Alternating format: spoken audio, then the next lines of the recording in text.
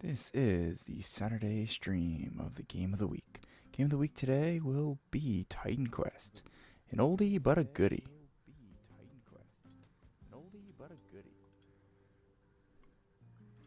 Apologies, I had my stream up on my web browser.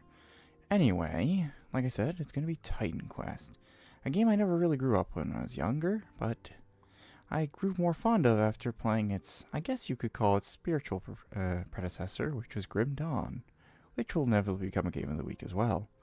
But let's get to the intro.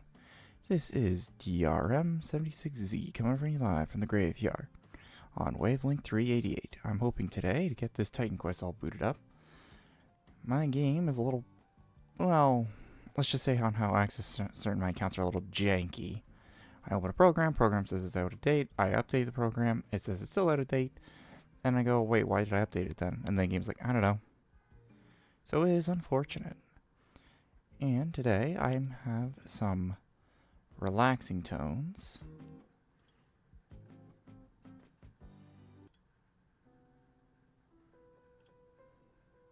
Something to relax to after a long week of warframing and intense gameplay of the Deimos chapter of the Warframe Tenno journey. The game will be up in a moment. The problem is when you're opening certain things on this junky PC of mine, things get a little jank. By a little, I mean a tremendous amount of jank. And I thought games made in Slavic Europe was jank. My PC is what you call barely functional. And I'm fine with that. The jank of it just kind of gives it a, what do you call it, feeling? A hominess to it, I suppose. You know, a familiarity. It's quite reminiscent, I feel. Oh crap, I forgot to change the text. Whoopsies.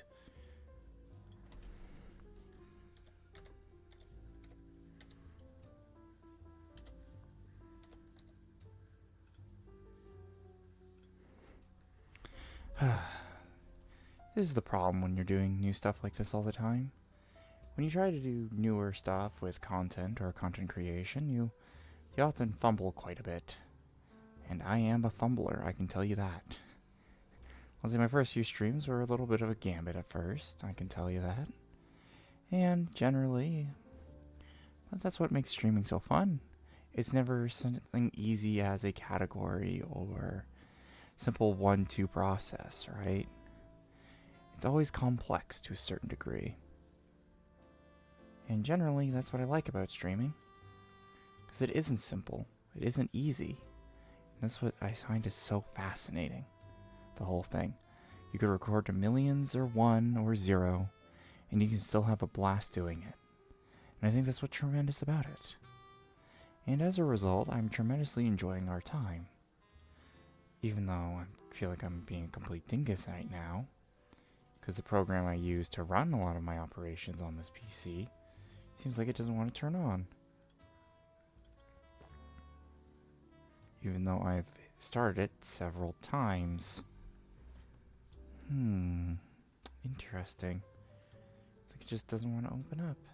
Maybe it's a little shy.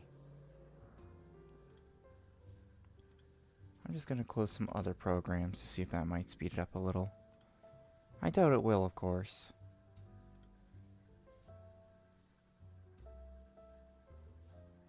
Oh, OBS, I need to keep that. Exit out of that. VCL, yep. Steam, Razer. Nope, can't close that. I'm gonna have to use the good old try to figure out what the hell's going on thing tool. Let's see what we got. There it is. Interesting. Just trying to run an updating tool.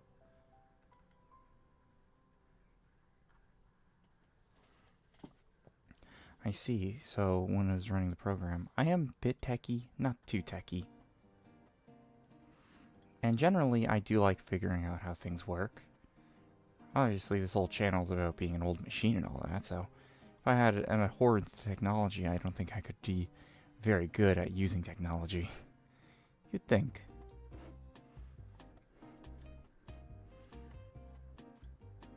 But this should fix the problem shortly. Like I said, I have played Titan Quest quite a bit when I was, well, actually, just the last 3 years now. I haven't played Titan Quest in probably like several months from now. Just because when you play a lot of ARPGs like Titan Quest, Last Epoch, Path of Exile, etc., Diablo, and all that, you do find they all fill a similar niche to a certain degree. Generally, some of the niches are interesting, others are not so interesting. And it depends on what your kind of spin of that kind of RPG is.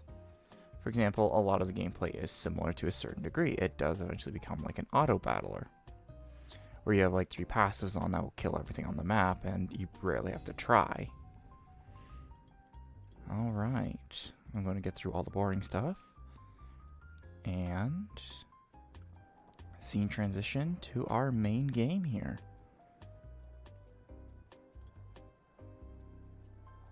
There we go. There's the beautiful game right there. Titan Quest. It's an old game. Old. But the good thing about Game of the Week is I get to explore titles that I played tremendously, and some titles I just bought on a Steam sale. But this kind of game,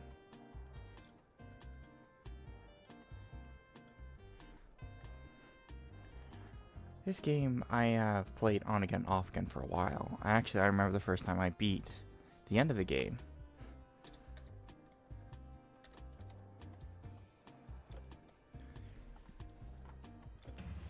Also, I'll go with a very generic name. I'm not going to watch the cutscene. Because I don't know if I might get a copyright strike from it. I doubt it, though. You there, soldier. If you've come looking for rest and peace, you won't find it. Well, the interesting thing is, I wonder how he knows we are even combat ready. We are holding a knife, and that's it. And other vile beasts. The help of your fighting art would be greatly appreciated. Our farmers cannot get to their fields, and our supplies are running low. Please go down the road toward the village. What I like about games like Titan Quest is, you don't feel like the hero. You know, everyone treats you as the hero. You can barely hurt anyone at first, and dying in this game is so easy.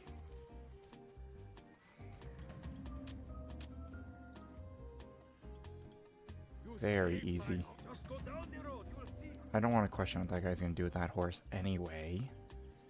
I know what the Greeks were like and the Romans. I know they got into some spicy times with animals and other things. And in celebration of the Greek/Roman aesthetic of this stream, I'm going to partake in the ancient tradition of getting sloshed.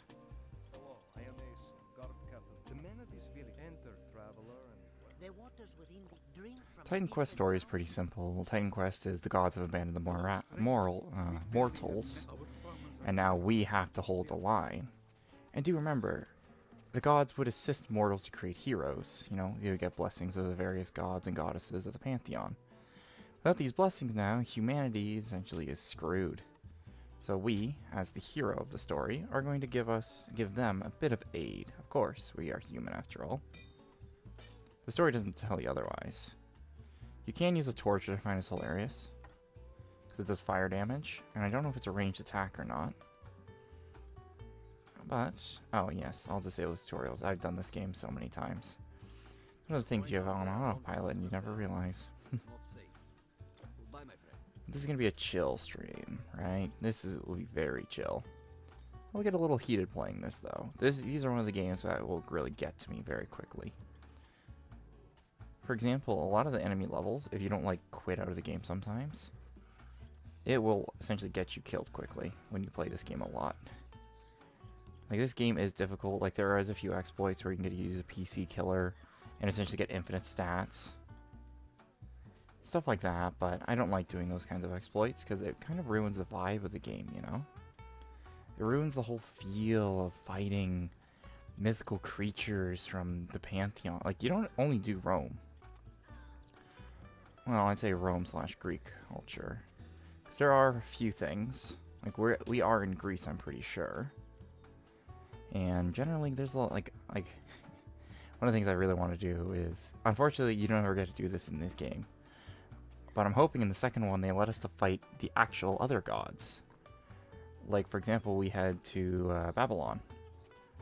Like, imagine fighting Gilgamesh, one of the first heroes, or fighting any of those gods or goddesses of that pantheon. Oh, I think that'd be amazing, where you could fight the gods.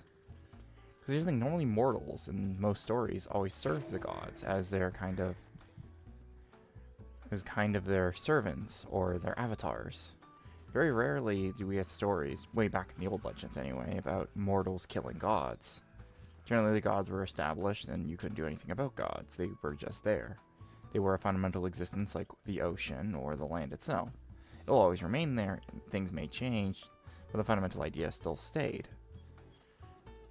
Just imagine if we had a story where our hero in Titan Quest 2 says, nah, the gods abandoned us, we're going to take them down.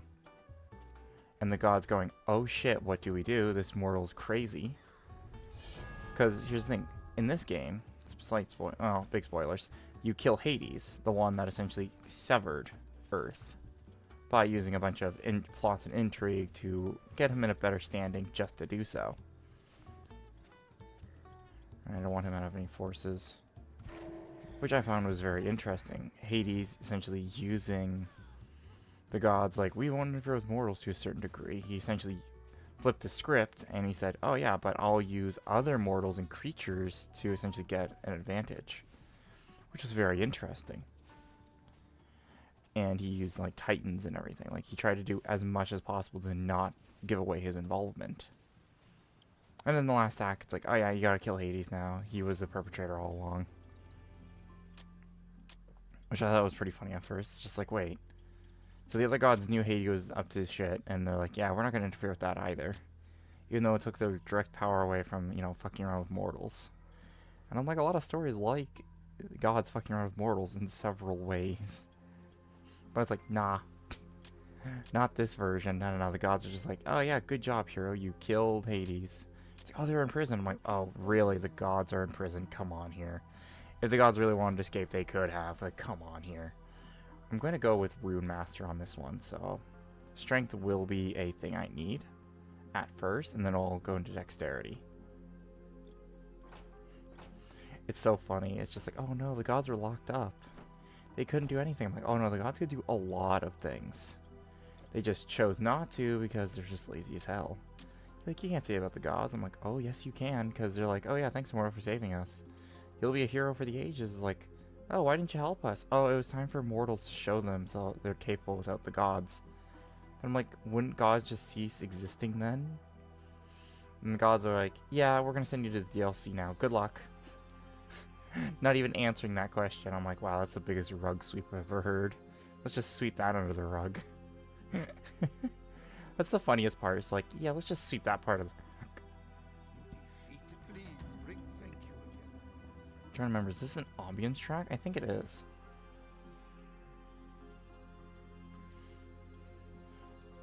Interesting, we can talk to this guy again?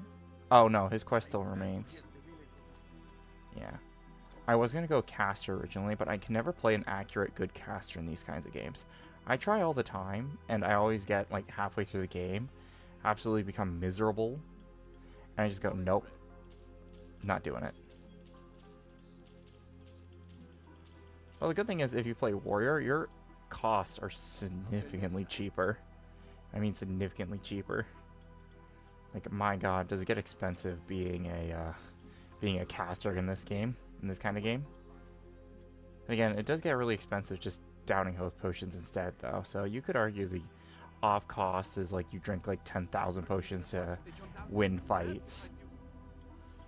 Like, these older ARPGs were notorious for that, where almost all your cost goes to health potions. Like, I mean, all of your costs. Like, it was notoriously bad for that, and that's why, like, self-regenning skills and the thing is, a potion's instant, right? A self-regen isn't. So you have enough damage over time, you're just dead, because your self-regen can't beat over it. And normally, damage over time is stronger than regeneration skills. For that reason, right? Like, if you could just out-regenerate everything, that would ruin the balance. Also, I do like they have the super big camera. Now everyone looks like an ant, and it's hilarious. I more prefer like this. This is a more comfortable angle for me to watch the game from. And like the beginning of the game, incredibly boring, right? You're like, oh, where's all the magic spells? Where's all the shenanigans? It's like, well, you don't get that until way later. Like, for example, one of the other ones I really like using is the Dream Mastery. Oh, that one's fun. Essentially, it's a pseudo-caster melee class, like a pseudo-caster melee hybrid. And it is powerful.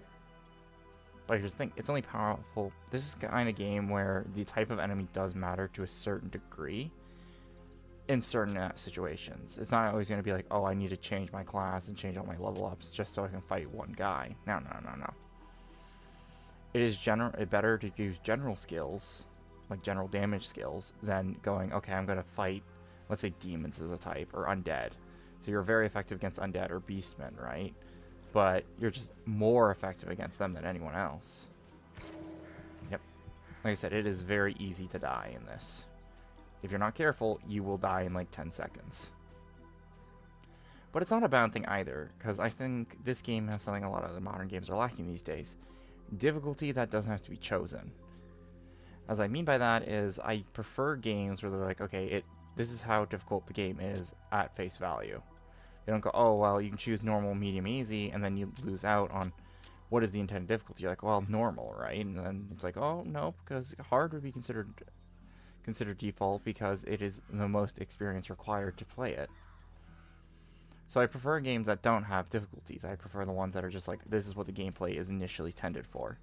Not because it's hard to pick the choice, I would pick normal, hard, or sometimes easy depending on I know how dickish the game is. Because there are certain games that relish that it's like, oh, you picked the normal option, you're a fool. It's actually hard because it came from overseas. And like, there's so many stories.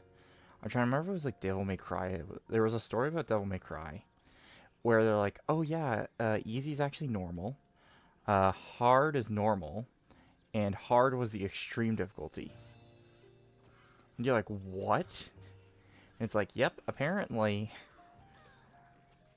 Like, and no one knew why that happened, which I thought was hilarious. Like, no one knew. I heard a speculation where it's like, instead of unlocking the extreme mode by beating the game once, they just gave the option to people immediately. Go, okay, yeah, you can pick this mode, and it's hard, quote unquote. But actually, it's the extreme because they moved every difficulty up one.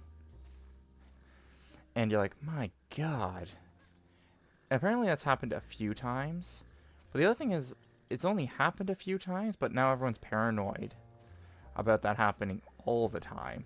Where it actually turns out, oh yeah, that happens all the time. We've just been doing it for years and no one's realized it.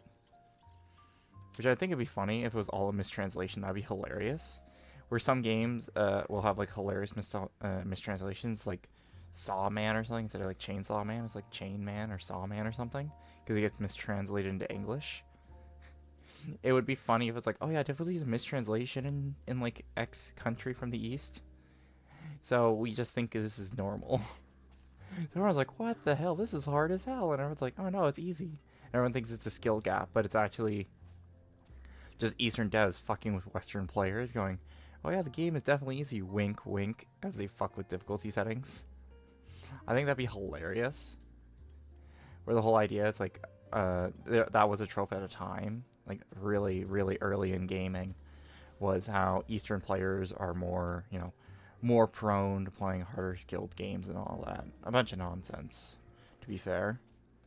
Sure, there is dedication, right? But Western players like playing more variety of games, and Eastern players generally feel they have a category they really like playing, and that's really it, right? You could argue back and forth, though, about the concept, right? Because the funny thing is, you hear about, like, in Eastern places like Korea, China, and Japan, you hear more common stories of video game addiction compared to the West, which I find is very interesting. I'm not going to say, oh, no, video game addiction happens everywhere. It's like any kind of addiction, right? It crosses borders and transcends everything. But generally, what I'm trying to get to, essentially, with this long spiel, is gaming is something that a lot of people can do. And I mean a lot can do, right? And the argument generally is the addictive nature of it. And generally that's why people want games banned or changed or anything else. I find gaming should be just free to anyone to play it, right? and that's what we generally have. Generally, people decide on what game to play. You're not being forced to install essentially garbageware or malware onto your computer. Some people would argue modern gaming is like that, where it's more spamware and essentially spyware at this point. But gaming, games have always needed that kind of access to a certain degree. Not as egregious as these days, to be fair, where something like Valorant has like bugs on the inside taking analytics from your computer and calling home. And people have no idea why it's calling home.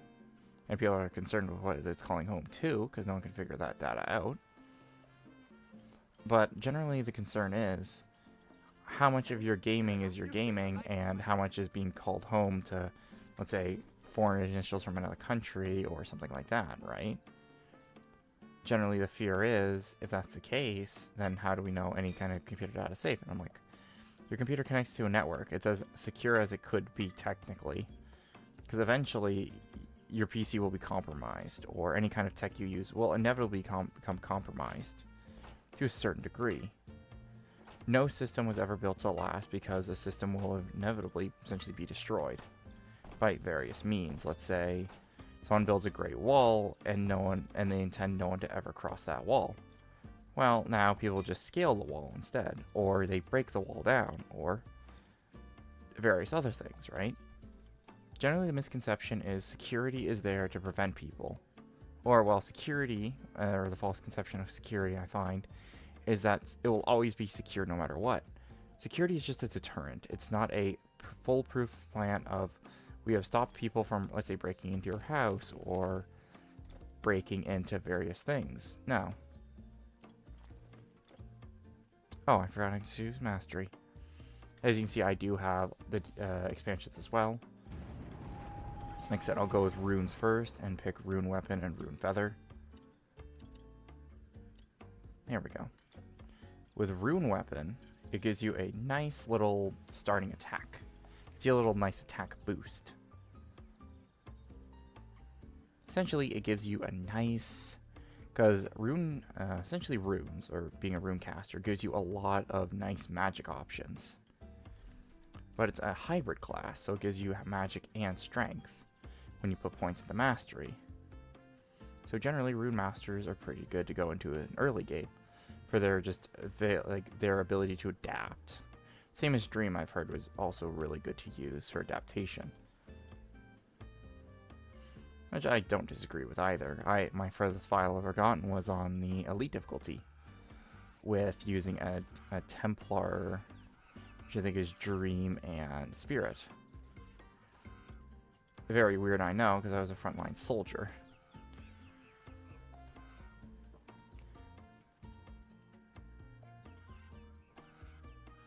Interesting, I don't remember that wagon being there before. Uh-oh.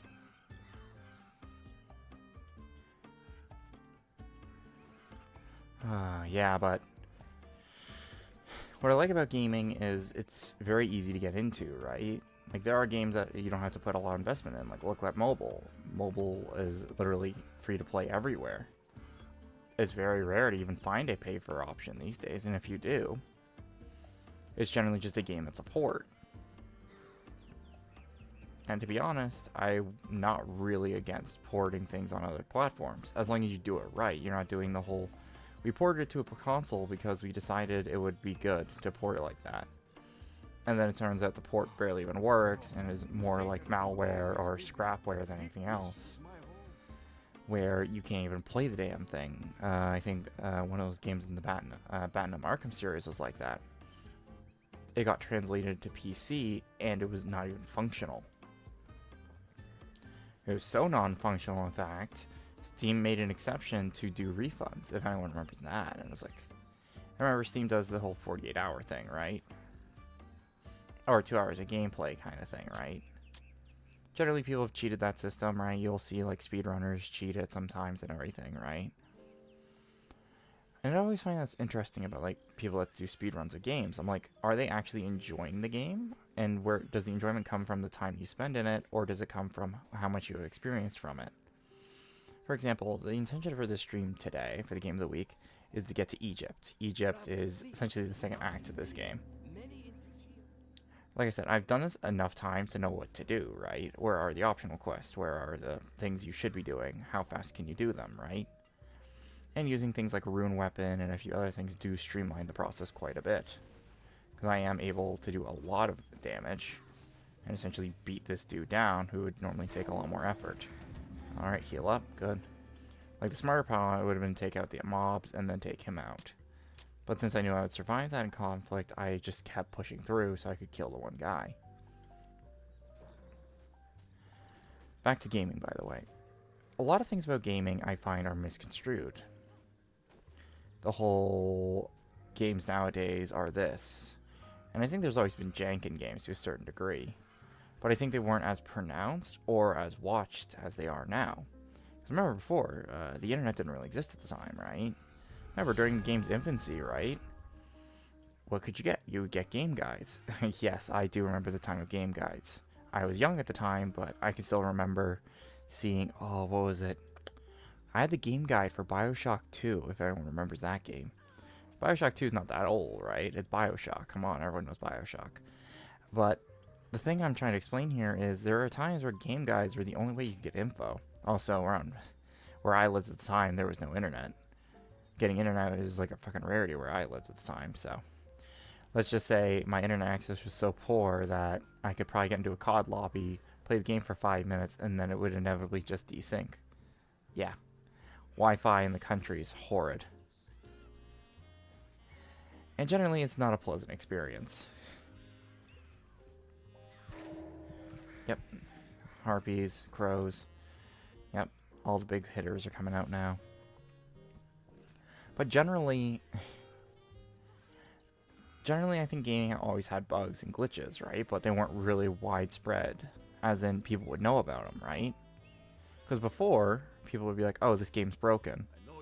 Then it's like, oh yeah, well, that's a little buggy, that's it though. You could argue our attitudes towards gaming over time has changed. For example, before, a game guide would bring up, oh, there's a glitch or something, only every once in a while. But they would never bring up exploits. But now we have like channels on YouTube and Twitter and Twitch and all that, where they bring up like massive glitch videos or glitch compilations. And I think that kind of saturation does kind of make people believe, oh, this game is incredibly buggy. Not realizing it's just a cherry pick of all those. Am I defending games that come out broken? No.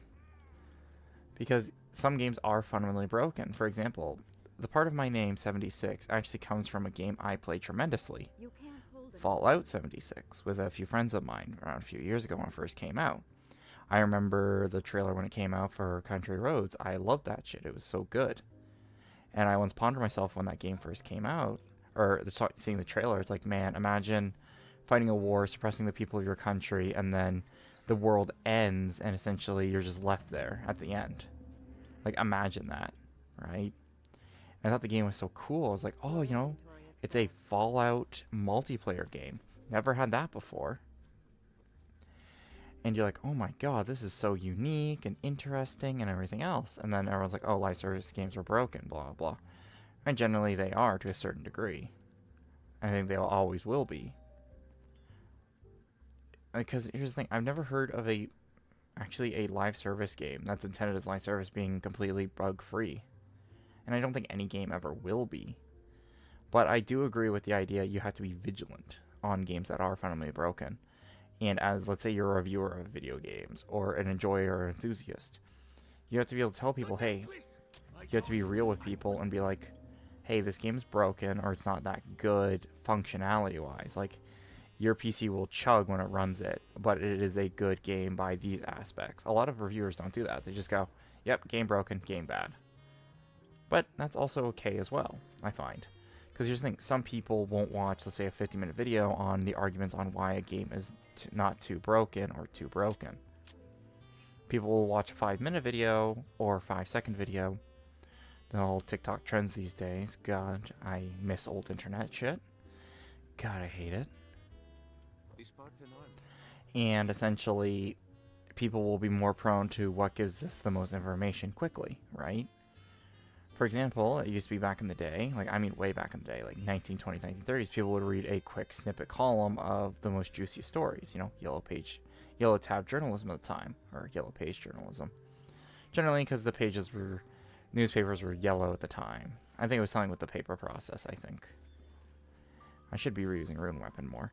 But generally, that's what I find is the most interesting about journalism and everything else as well. For example, before, gaming journalism actually had its time and place. But now, with today's market and essentially media saturation, they've become more opinion pieces and articles. Opinions can be important, sure, but a game mechanic is number-based. Number-based or physics-based, or however you would argue on how the physics or the mechanic works, right? Depending on the mechanic. Like, I stab one enemy, they get dealt damage. I'm taking like 7 arrows at once. How much does each arrow do to me? Are they dodging? Are they missing? Like, are they missing? Am I dodging, right? All these parts are good to know and are displayed as percentages. And generally, when someone would do a guide or anything like that, they would point out on what's the best way to survive certain areas. Or would say, oh, if you use this path of kind of, let's say you became a spellcaster, it'd be easier because you can stay out of range. But the thing is, when you read a guide, you need to make sure the person that made the guide actually knows how to play the game. I have seen too many times where people make guides of games they don't even know what they're talking about, referencing mechanics that don't even exist in them, or hell, even just missing very important information for like certain boss fights. All these things you could kind of sweep under the rug and go, oh, you know, maybe they're just bad at it. And I'm like, well, if you're bad at trying to make something that's to help players, you probably shouldn't be doing it. Because generally that kind of information can destroy the enjoyment of it. And destroying the enjoyment of the game is never a good idea, especially when people are passionate about games. The more passionate people are about something, a hobby or anything else, the more fiercely they'll defend it from criticism and the inevitable idea of other people getting into it. I can understand both sides. Whoop, died. First death of the stream. Nuts. And generally people get very defensive on what they love, because of course they should, and that's their right too. It is something they're passionate about and they want to spread it to others. Like, I'm passionate about ARPGs and other games as such. I have an incredible passion for these kinds of games. I'll play really old ones, new ones, everything in between. And generally, that passion generally can be showed.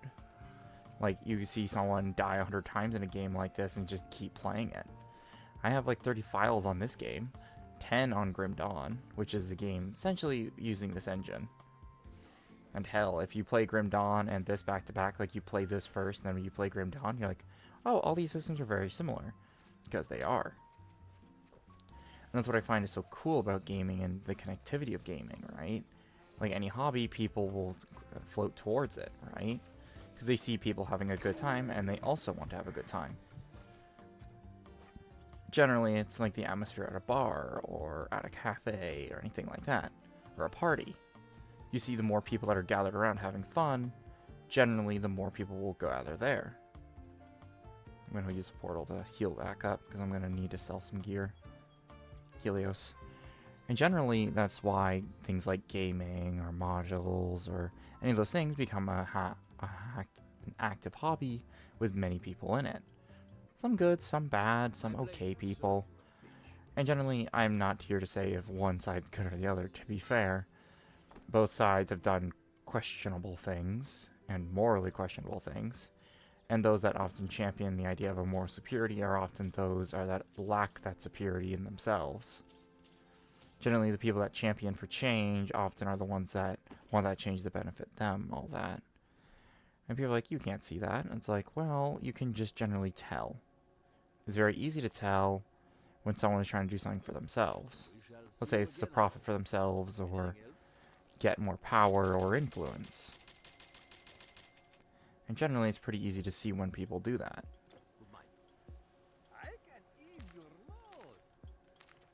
It's very easy to tell when someone's trying to, let's say, use a cause for their own means or ends, and various things like that. It's very easy to tell, obviously. When you see people with bad intentions, generally, you should be able to tell those bad intentions. But the way people obscure it, a very interesting way, they obscure it by saying it is a cause of faith. I'm not meaning faith as a religion, I mean a cause that a lot of people can understand and sympathize with, right? Generally, this is why children are used for very dodgy things. And generally, the innocence of children are used for things that people may not agree with, but they don't want to disagree with a child because children are normally upheld as the most important thing in a modern day society. And generally that's the argument. And if you try to debate, let's say you say, hey, we shouldn't be using children for, let's say, political messages or anything else. The people on one side will say no, they're saying something they're passionate about, not realizing or omitting that the children are being used as pawns. Just like how a lot of things are used as pawns when they want power. When anyone wants power, they don't want to fight an argument through logic or reason, they want to fight through emotion. Using emotion is easier to get to people because at the end of the day, we are emotional individuals. Emotion drives us far more than anything else. Even if it is the simplest of nudges, we're more guided by emotion than logic. At the end of the day, it doesn't matter man, woman, child, etc., etc. We are driven by our emotions. Some people can control it better than others, but at the end of the day, we're controlled by emotion. That's what makes us not like machines. Machines are unfeeling and will do the task regardless on the task. And generally that's why a lot of media tout machines as more efficient and more effective. Not only because they can do things humans can't do, but it's also their ability of not having emotion. Without this emotional aspect, they are able to essentially negate any ideas you feel about sadness or pain or anything else. They only see the objective. Regardless on if that is the right thing or the wrong thing, the machine will just continue to keep doing what it was told to do. Let's say if it says put rivet into slot A, it'll keep putting rivet into slot A ad nauseum forever until told otherwise. Regardless of even when the factory breaks down and there's nothing left, that machine will keep going as long as there's power. This is a very simple example, by the way. It's not as complicated as it could be, you know, the whole how's a factory arm work and all that. But generally the point is that people often think we are above our own emotions. We are not. Actually, a lot of us are controlled by our emotions. And a lot of people deny this fact because it's easier to blame factors that are outside of our control instead of inside our control. And as a result, we try to not blame the person, but let's say blame the method or blame the creation of said method to lessen the harm to the individual and to see if you could fix it on a whole. Let's say the problem is you don't have enough hunters and the deer population's out of control. People say, well, it's not the human's fault for not hunting down the deer. They blame the deer for breeding too fast. Generally, this is how a lot of things happen in like societies. People generally blame not the root cause, or not the cause by the human part, but the cause that it doesn't involve people. Because at the end of the day, no one wants to be part of the problem. Everyone wants to resolve the problem. But the problem is, when you do that, no one resolves the problem. Because a lot of time it is fundamental human error. People don't like admitting this human error, especially when they know it's a punishment. So they'll go against it regardless on if they are responsible for it.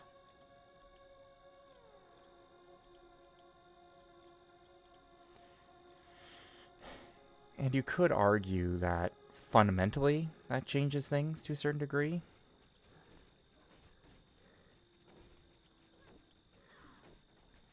But the other thing is, I would want to see people becoming more responsible for the actions they have done, right? For example, when people destroy land for no reason. Here's the thing, I'm not some kind of hippie who's like, oh, feed the trees and everything with the blood of saints or whatever. That doesn't make sense to me. Let's say there are people that are polluting in another country, right? Let's say they create 1/3 of the total world's population pollution. Let's say there's another country that argues that they're not creating pollution, it's all these countries that are creating pollution. So let's say that block of country creates 1/3, and then that singular country creates 1/3. Who would you police more? Would you police the one country, or would you police the multiple countries? Obviously, you would police the one country creating all the pollution, because it's only under that one country's banner is all the pollution being created. But a lot of people don't see it that way. They see that all this pollution is the fault of this block of countries. As non-making sense as that is, people go, nope, it is our fault, therefore we have to fix it ourselves. Either not realizing or wishing not to admit the fact that it's not the people's fault that did it, it is the people in charge. And instead of blaming the people in charge, they just blame other people. And it goes around and around and around forever. People blame one another for for every problem in the world that exists, and that problem just becomes worse and worse over time to a point where it can no longer get worse, and it's the end. And now everyone blames each other and points fingers saying, oh, you should have been responsible, you should have taken charge. And when things fundamentally collapse like that, people want to argue. They want to go, oh, that's not my job, or that's not my responsibility. But then again, eventually it will fall through to a point where it does become their job, or their responsibility. And since they haven't been handling it the whole time, no one wants to handle it. No one wants to even touch the problem. Because the problem is so massive now, it becomes so unwieldy that anyone could either focus or make it a priority. I'm looking for the old Spartan guy, but I think he's down here.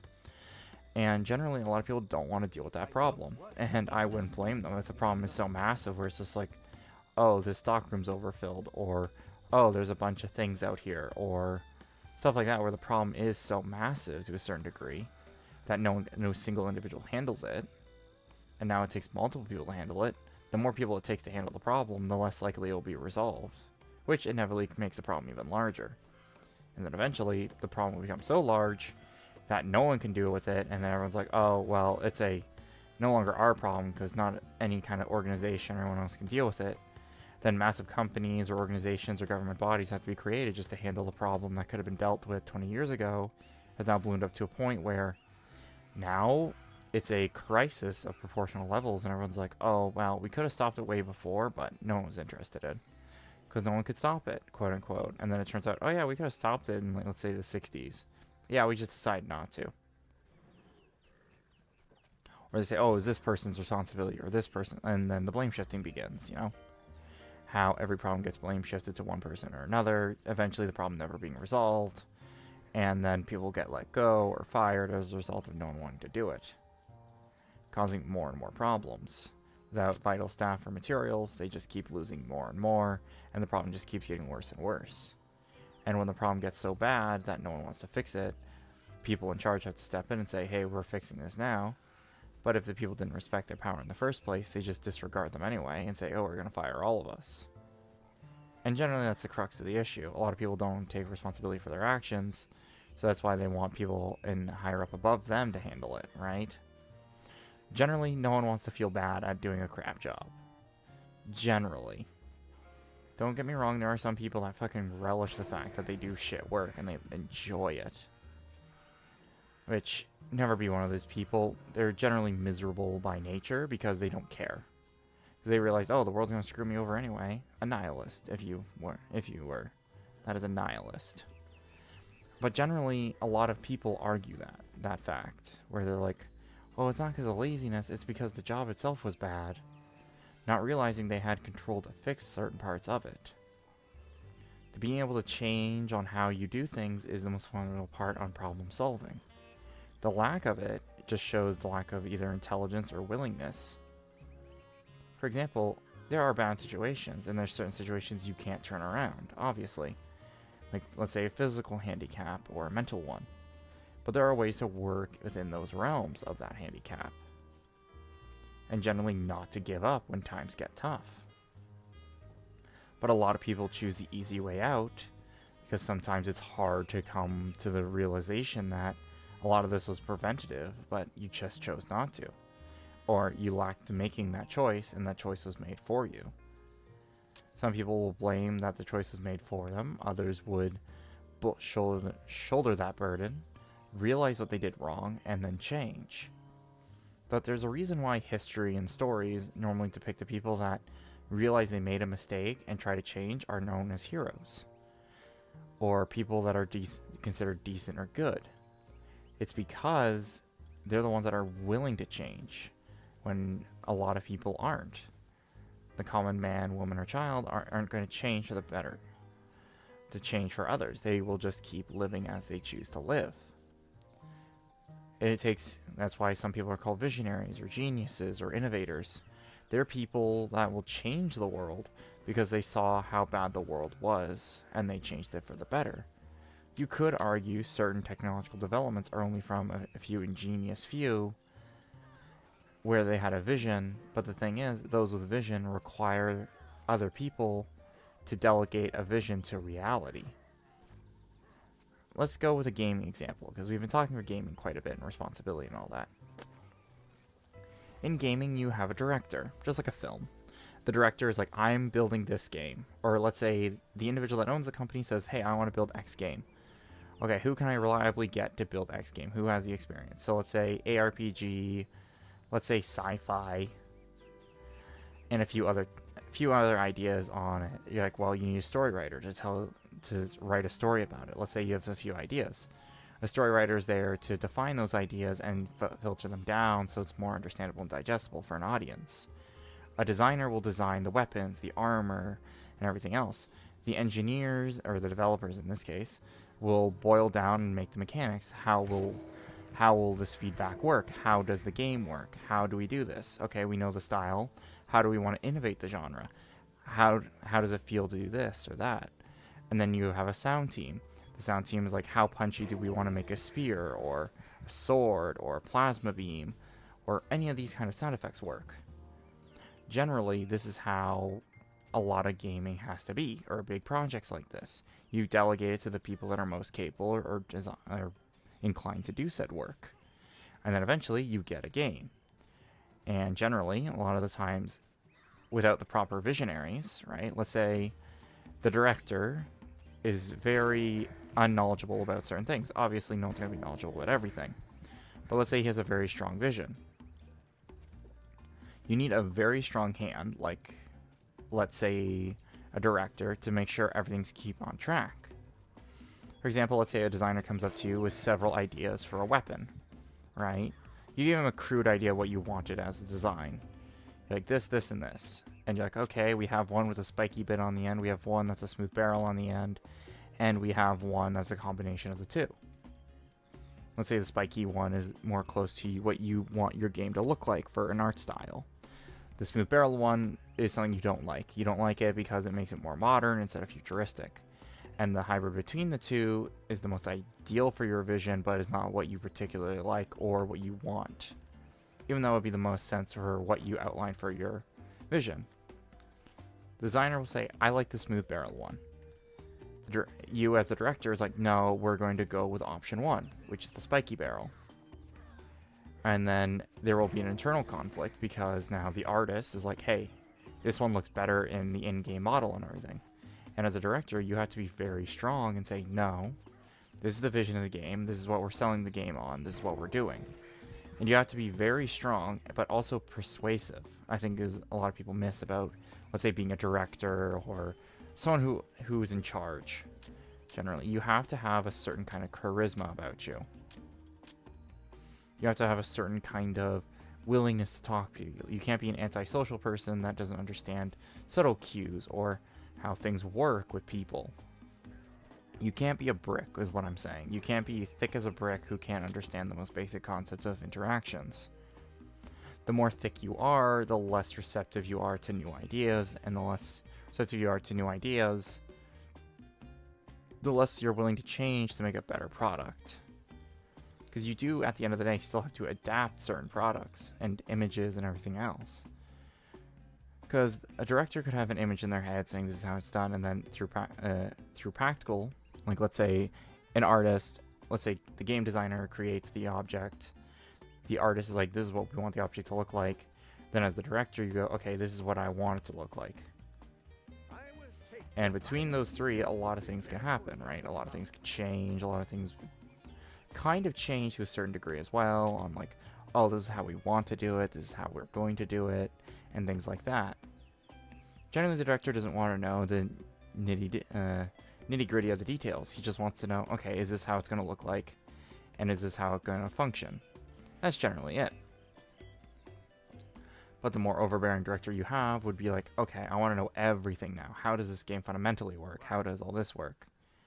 And let's say as someone that designs something, you have to be able to explain to them on how it works. That's fundamentally like, let's say you're an engineer. You have to explain how a bridge works to someone that's knows the concept of a bridge but has no idea how bridges actually work. You know, the whole physics and all that shit. And people are like, oh, no one's that. And I'm like, no. You have to remember, no one is an expert in every single topic.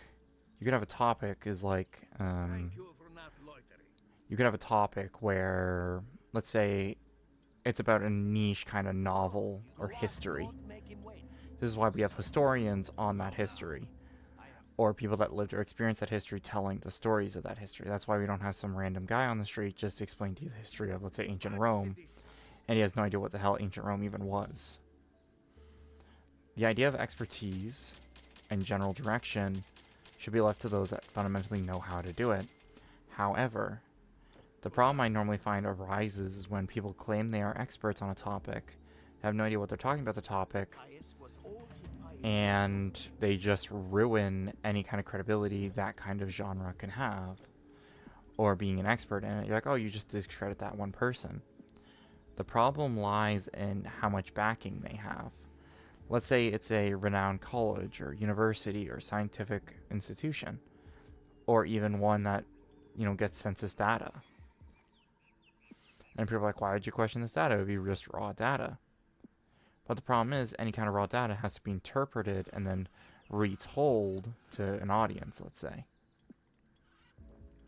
Generally, this interpretation does have a bias, unfortunately. And what I mean by unfortunately is, no matter what kind of society or time you live in, a bias will always exist. It could be pro-authority, anti-authority, no authority, etc., etc. Or power, no power, or powerful. Things that are abstract as well, right? Wealthy, poor, all of the things in between those two medians. This is generally what distinguishes us as people, unfortunately, for some degrees. A lot of people deny basic fundamental facts because it doesn't line up with their worldview. Because they believe a world like this could not exist because it's either meaninglessly cruel or petty or destructive. So people fabricate their own version of the world, saying, this is how the world should be, and I'm going to force that idea on others. So gaining power to force powerlessness on others. Horrifying, sure. And a lot of people would try to disagree with the fact, like, oh, no, I'm just trying to change their perspective. But the problem is, how do you change someone's perspective? You generally teach a lesson, right? Generally, we use lessons to teach either younger generations, like children, Yes, or even adults. We teach them how to, let's say, for example, the older you become, you have to repeat the task more for your muscle memory to kick in. The older you become, the less ability you have to memorize things or understand things. Generally, this is why older people will hold on to tradition and younger people will abandon tradition that they were raised in. They abandon it because they want to create something new, something that's more to their liking or tastes. It could be either through being told that this kind of thing is evil or wrong, therefore it is, without a detailed explanation. And as a child, you would have no idea on, let's say, the morality of a situation. Let's say when people are like, we invited X country just for resources. You're like, well, on the surface, that's fundamentally wrong. Why are we invading other countries when we don't have the money or time to feed people? More adults would be like, we invaded it to protect our own way of life. Then others would argue, if we had to invade to keep our way of life, what does that say about us to them? The only way to maintain our standards is to take from others? Stuff like that, right? Where it eventually becomes a match of what is right and what is wrong. Fundamentally, I find a lot of things are wrong and right at the same time. And it depends on who's telling the story. If it's a biased storyteller, they say it's a glorious war in the name of righteousness, and they are wrong just on the fact that they don't believe what we believe in. Let's say it's like godliness, or being a saint, or believing in then one religion and they believe in multiple, so they're heretics, etc., etc. A neutral observer, or as neutral as they can be, Because bias will always exist. There is no such thing as an unbiased account. Even from a camera, you still have to interpret what you're seeing. Let's say someone's being ripped apart by something. The interpretation is they're being ripped apart by something. But that is the very basic version, right? It lacks detail, it lacks body, it lacks any kind of detail on what's actually going on. What did they get torn apart by? What happened, right? And the more you have to elaborate, the more you're going to fill in the details. The more you fill in the details without using the camera footage, the more you will make up inadvertently or intentionally or unintentionally. That's the word, unintentionally. This does create some weird phenomenon. Essentially, it creates a dissidence of you looking into something and going, okay, this seems wrong. This seems like a bad thing to do. You know, this doesn't seem morally correct or right. So you go on a crusade saying, justifying your reprehensible actions, saying that we destroyed this part of the country because of this reason. We destroyed it so we wouldn't have to repeat the same war or conflict because the other people are wrong.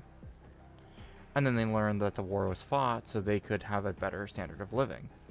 When they realize this, they go, oh my god, I just destroyed half my own nation in a civil war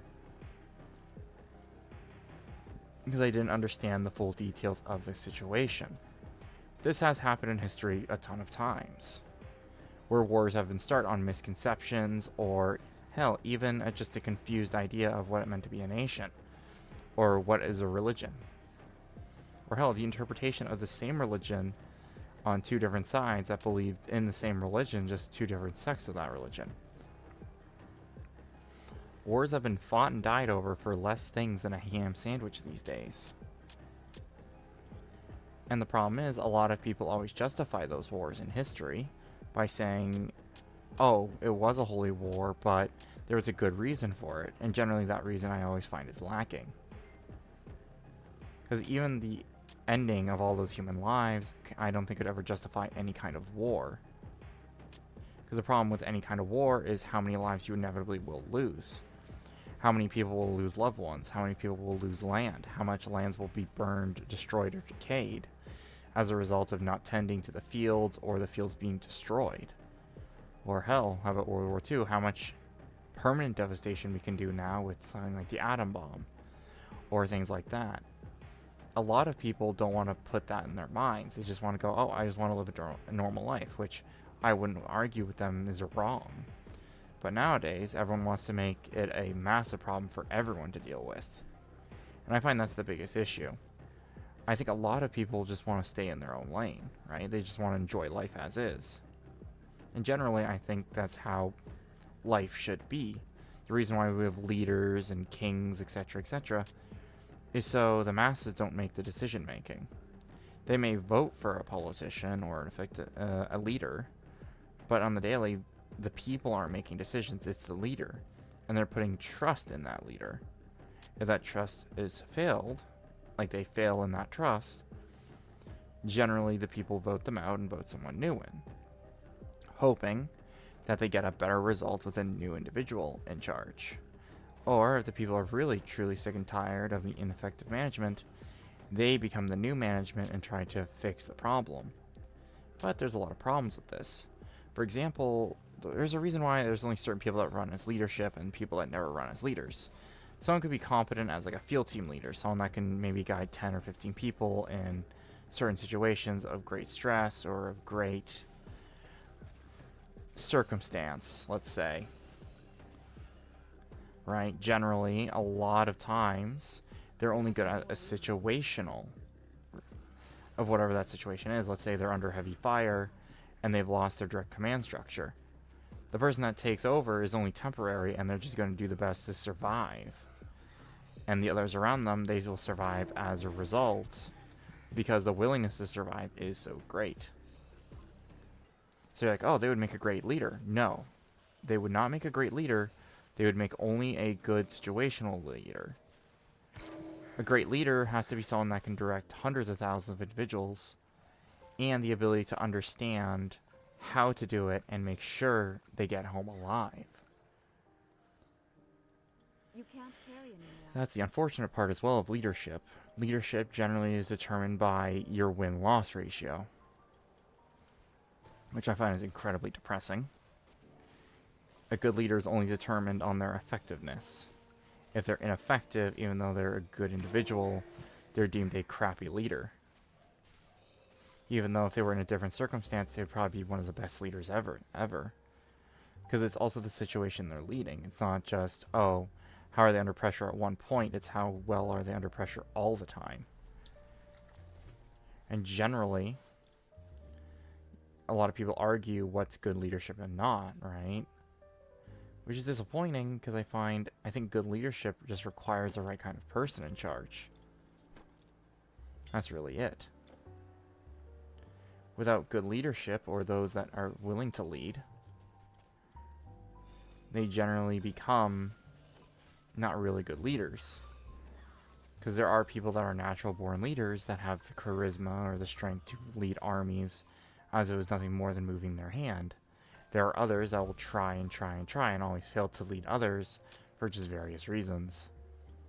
Let's say they're not confident. Confidence is an important part of leadership. If you're unable to be confident with yourself or comfortable with yourself, how are you expected to lead hundreds of thousands into battle? Or lead a nation into a better version of itself? Or various other reasoning.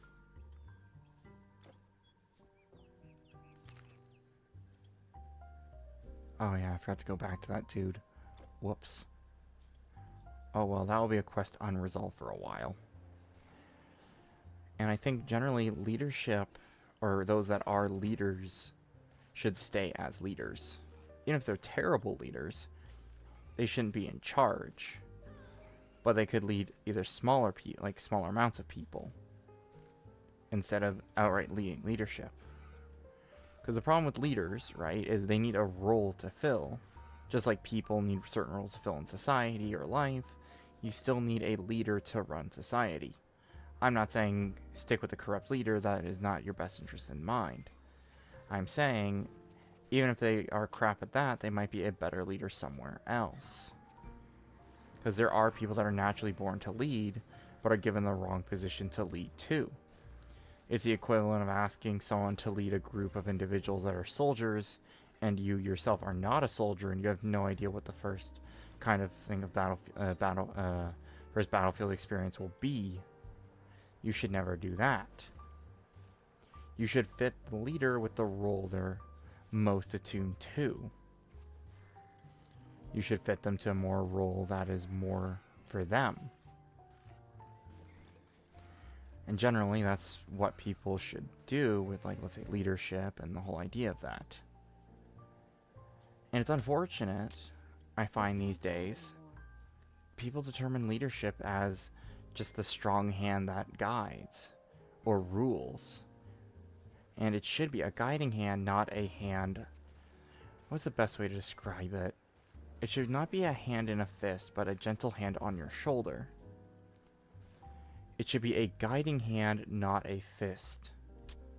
It should not be force, but a kind, tender hand on your shoulder guiding you towards a better outcome. That should be what leadership is. It is essentially a gentle direction to go, and it should only be used as the fist when times have dire, not a relentless fist and a relentless hand on your shoulder. You do need to change both depending on the circumstance. If you always just have the hand on the shoulder, you'll essentially be conceived weak, and if you always the fist, you'll be feared and eventually or inevitably be overthrown by your own power, because your power comes from the many individuals underneath you. And if they decide, a good many of them, or even 3 of them, or enough of them say, no, we're not going to follow your lead, that is when it becomes a problem. Those that immediately stop disobeying your authority will immediately rebel against you, and depending on how loyal your other soldiers are, they will rebel against you as well. So I find it should be a mix of both. I think that's what makes a good leader. The ability to know when to use your fist, and the ability to know when you should put your hand on their shoulder. The ability to guide and direct, I think would be the better way to describe it. So if you're able to guide and to use force when need be, and what I mean by force is just nudging them in the right direction. You don't have to be a mini tyrant on your throne all day demanding stupid things. As a lot of people will do with power.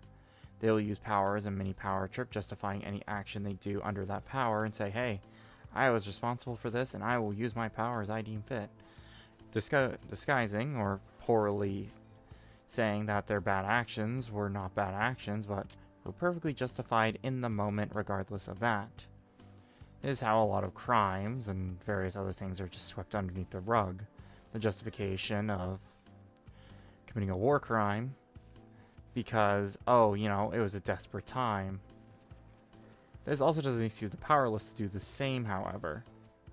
There are many times in history where both sides were doing very naughty things. And I mean both sides. But generally, you know, the quote, whoever wins history or wins the war writes the victor's tale, not the losers. Tales are written by the victors. I think the idiom goes. Which is unfortunate because there's a lot of things we can learn about victory, but also defeat. Generally, we learn more from defeats than victory. Victory isn't teaching you anything except what you did the first time is what you should do again. Getting you more stuck in your ways of fighting. Not realizing there are people that will adapt to your techniques eventually and overwhelm you, or change their tactics to outright destroy you. A lot of people argue that generally doesn't happen, but no, a lot of strategies do adapt. Going from marching armies on fields to taking positions, using defensive structures, using long-range artillery or equipment, like bows and arrows. Technology and warfare is always changing. There are fundamentals, sure, like if there's a loud noise, people will inevitably try to duck and cover. But that comes with training as well. If they didn't know to duck and cover, they would stand and try to run away instead. Because, you know, an explosion, and we're still animals at the end of the day. As an animal, you hear a loud noise, your first instinct is generally run away from that noise. Regardless on may be, because of the predator instinct. Generally, humans don't have that issue, because generally we are the apex. Or, in our opinions anyway. We're the apex predators of our species, or a species of our planet. We generally aren't concerned with other things existing to eat us or hunt us. Which is mostly true. Not a lot of animals hunt down humans. Probably because a lot of animals realize that humans will actually hunt their species if they do something to cross humans to a certain degree. Which is a terrifying thing. Imagine if you eat a human because you were hungry and then it turns out there's 100 more of them just sitting there, all waiting to kill you. Yeah, it'd be a little terrifying if you were a normal animal. Also, generally most animals want to avoid humans because they often see they're very troublesome as well. Because humans are incredibly naturally disruptive. As a species, we are inherently disruptive. Regardless on if we think we are superior or whatever, we are also inherently disruptive towards not only each other, but like everything around us. And I mean everything around us. And you could argue it's generally a human trait to be generally disruptive. Hell, even to each other we're quite disruptive as well. Like I said, it's just like you go on a bus, you'll notice what I mean immediately, or be someone on their iPhone or something playing like loud music or taking direct phone calls or other stuff like that where, oh, I tend on new skills, hell yeah. Sacred Rage. There was one skill I remember that's really decent. Where was it? I think it was Berserker, right? Yeah, Reckless Offense.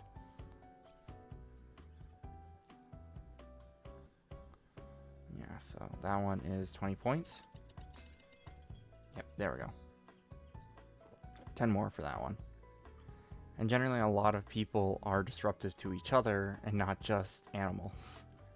Don't get me wrong, there are animals that will tentatively flock to humans because it's safer to be near a human than their natural predator. And then the human gets a benefit as well, a symbiotic relationship and all that. Level 14, oh, I might not be able to take them down. Oh my god, they have massive regeneration, what the fuck? You know what's funny? I've always thought this was weird. In this cave here, there's always like enemies that are double your level, and I can never figure out why. Because in the cave, they're not double your level. they're level 6 normally, so I could never figure out why the hell Telltale Degrees of Brawn.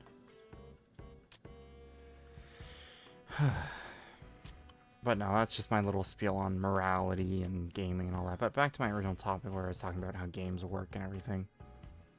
For example, I don't like when people say, "Oh, you can't criticize a game because you can't make games." I'm like, no, I can criticize a house being shit because the house is literally falling apart. Same as like games. You can criticize games because it is so bad. Or hell, even if it's not that bad and your knowledge is lacking, you can still criticize it. That's the ability of criticism. For example, when people criticize movies are bad for one thing or another, and people are like, you can't criticize a film because you don't make films, I find it's generally a dead argument because the people that are saying you can't do that also can't make films.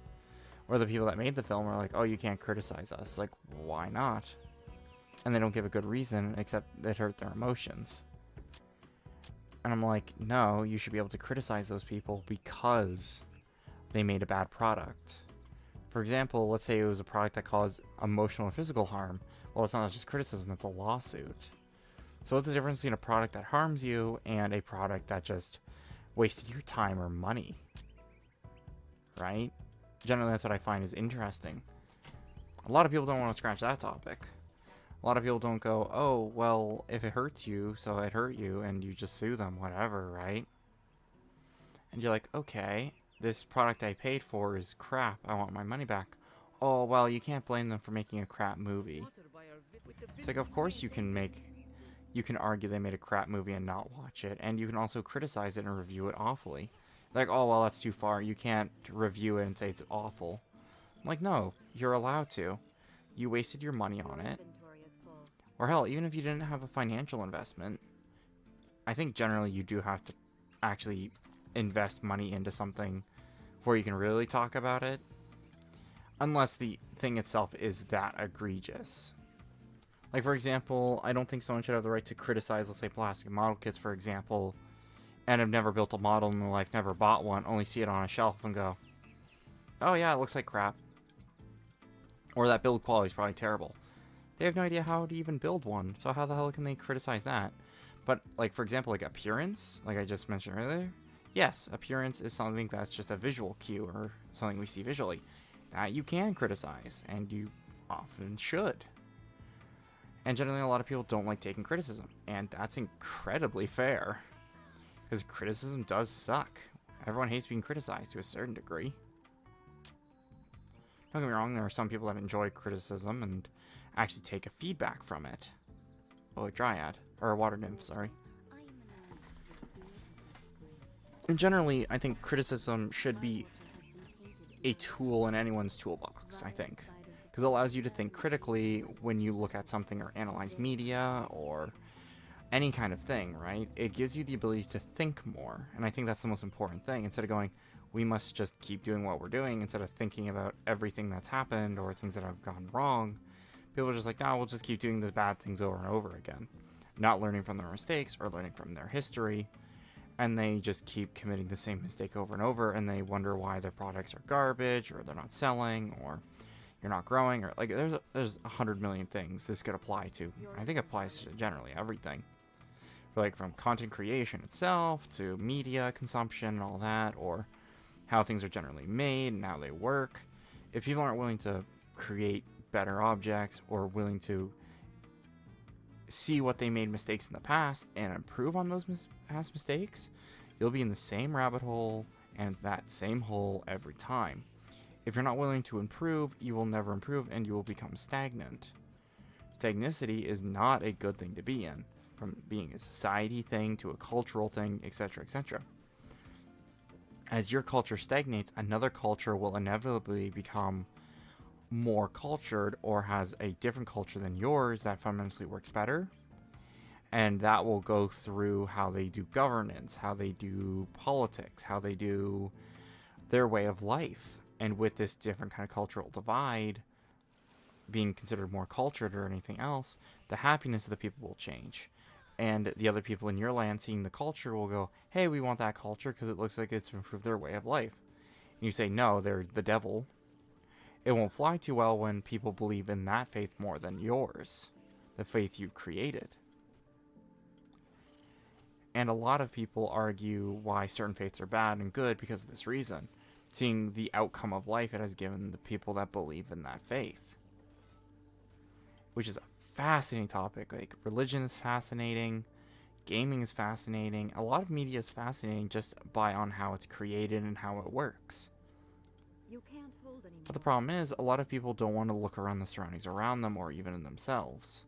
A lot of people want to be faultless or blameless on their actions, not realizing their actions have gotten to where they are.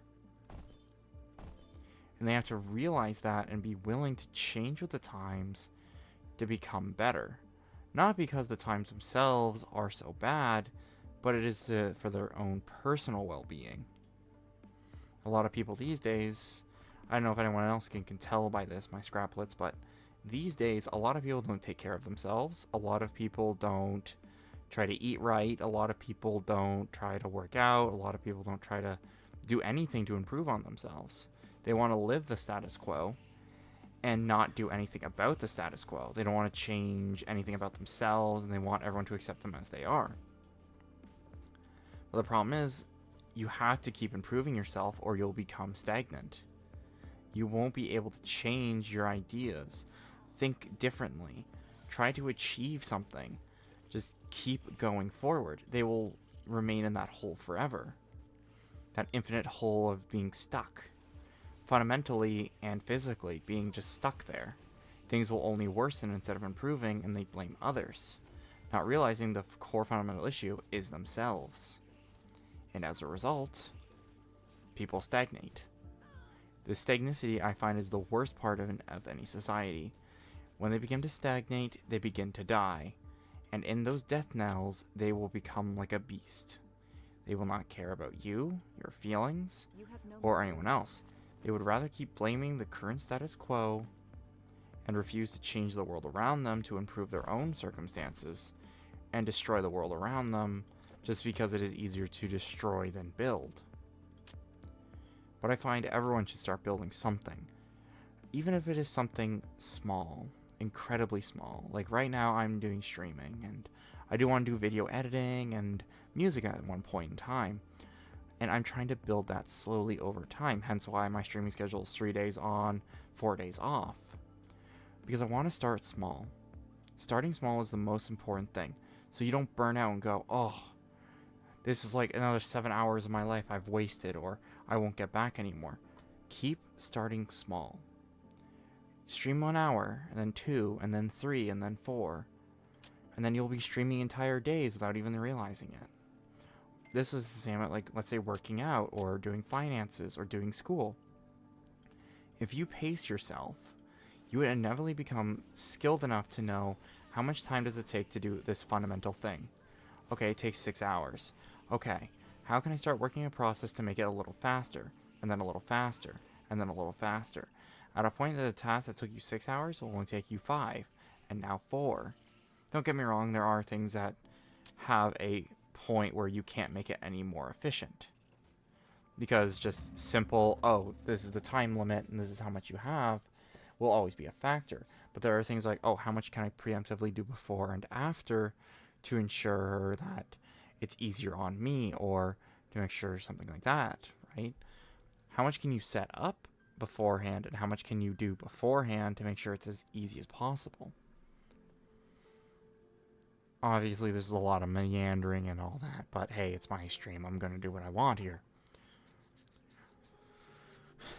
But as long as you believe in something, I find, and you hold on to it, that general idea, that small, tiny idea will eventually grow to a point where it becomes your principal ideal, and it's something you fundamentally believe in and cling on to.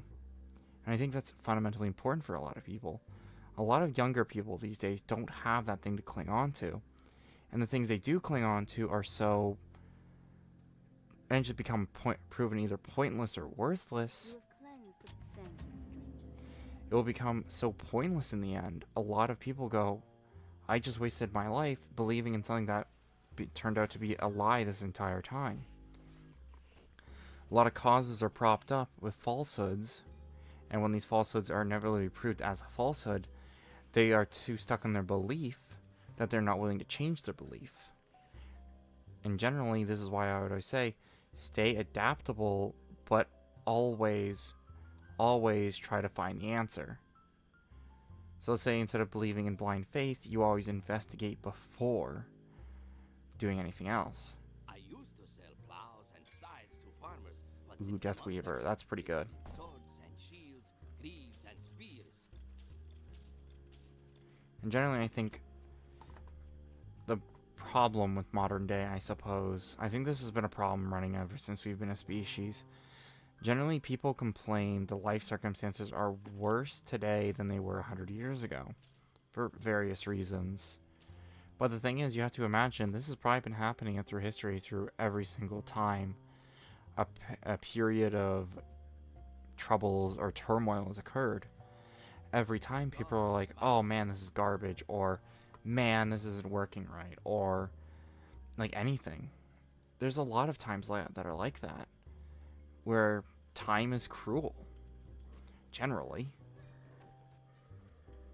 Something that we know is a fundamental right nowadays will become a fundamental, it could become more ingrained in what we believe in, or 100 years from now it's abandoned entirely for what ideas seemed more streamlined to a certain degree.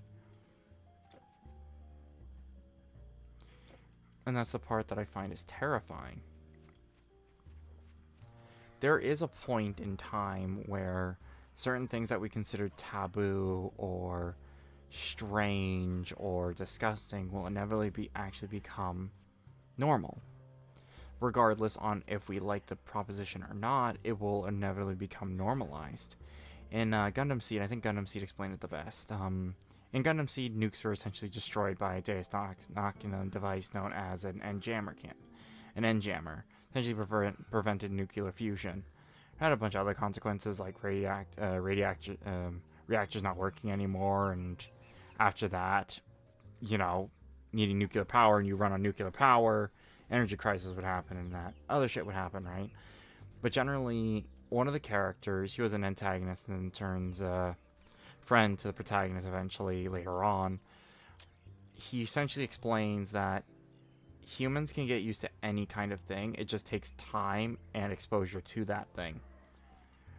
And in the series, he was referring to nuclear weapons. He was referring to that we will get used to the point of using nuclear weapons. It will become normalized as the most quick and efficient way to end wars or conflicts, regardless on what kind of method it is. It could be from nukes to bioweapons, etc., etc.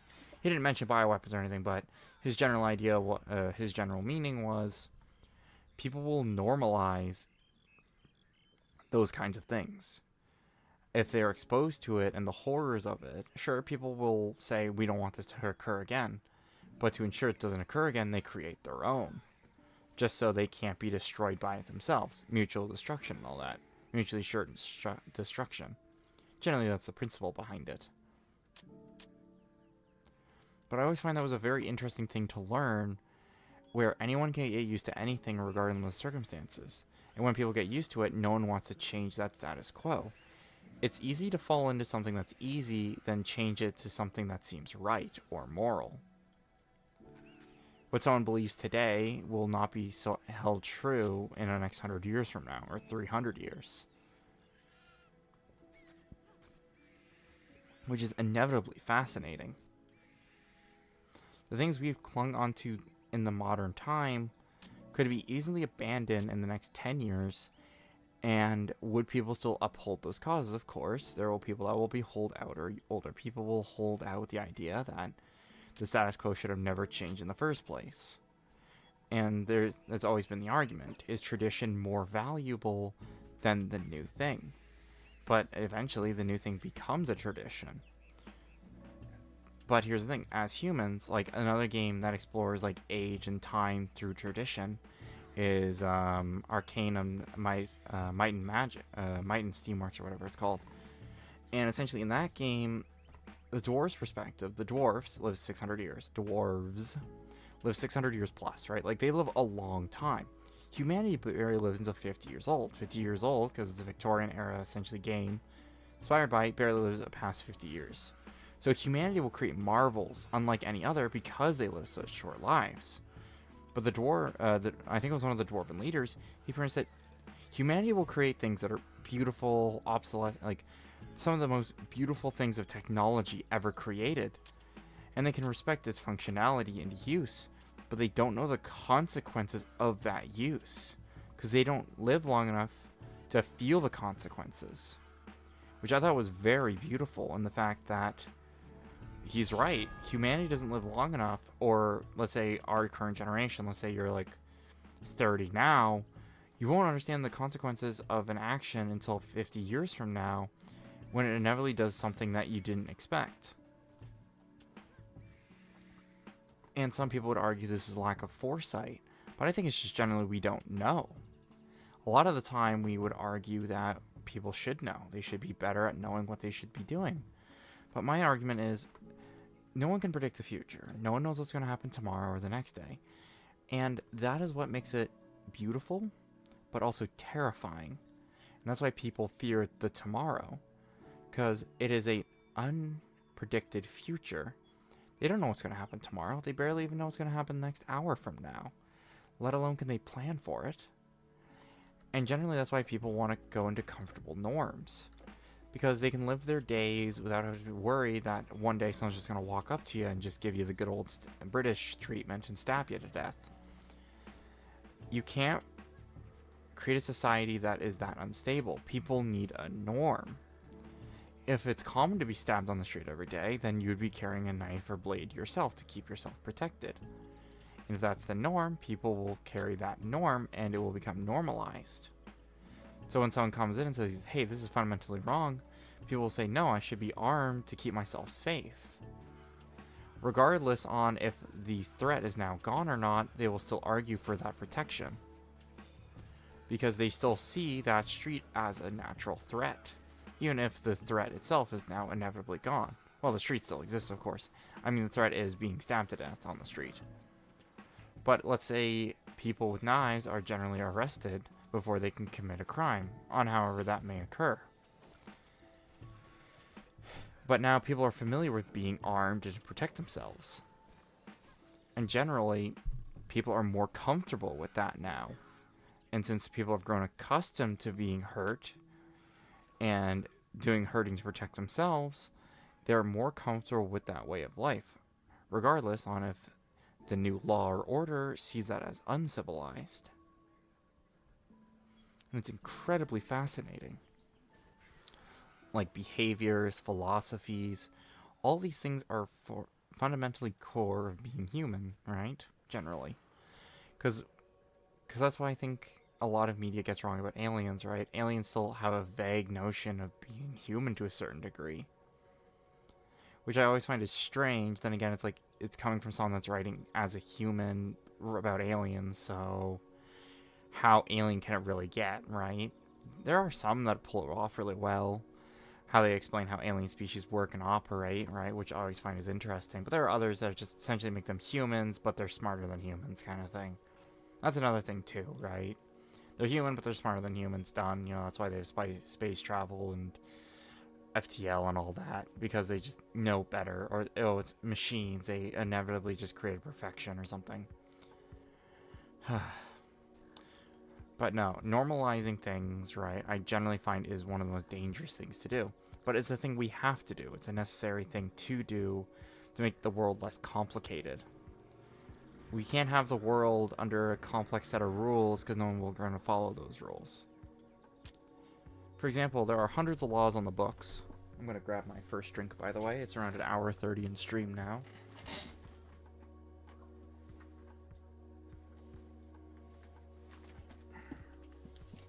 Nice old 7% lemonade. Oh, yeah.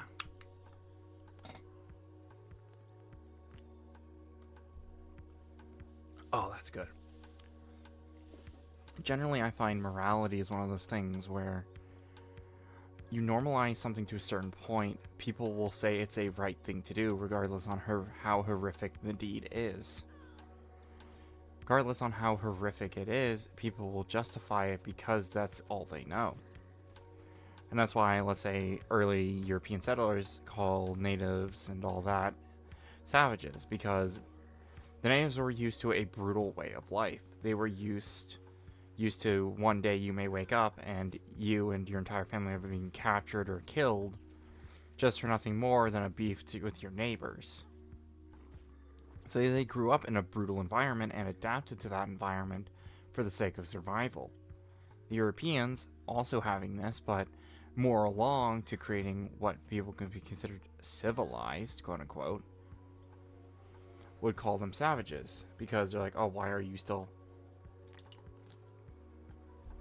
fighting this way? It's very primitive. Or the thing is, Europeans eventually did have the ability to carve out safety. They had the ability to eventually, over time, create a norm in Europe to essentially not be creating and committing wars every 5 seconds because you got slighted by some ambassador in your country.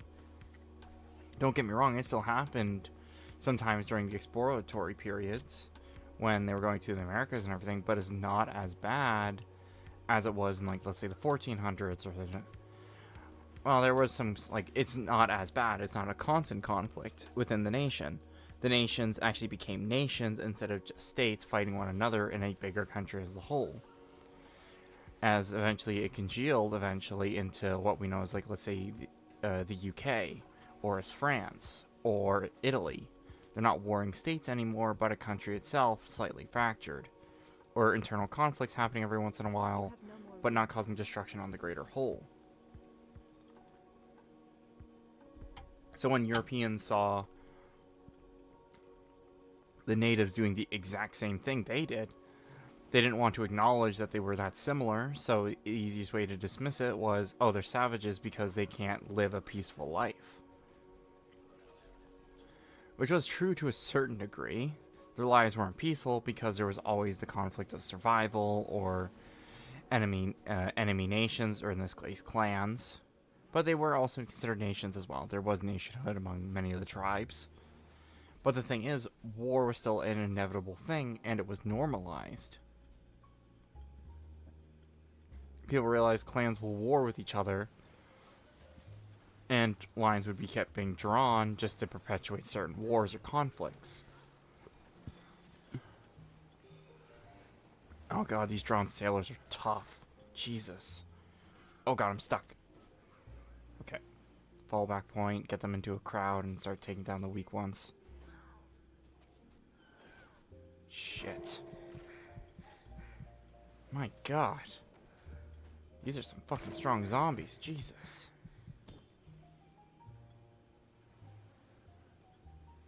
Sparta. Oh, Phew.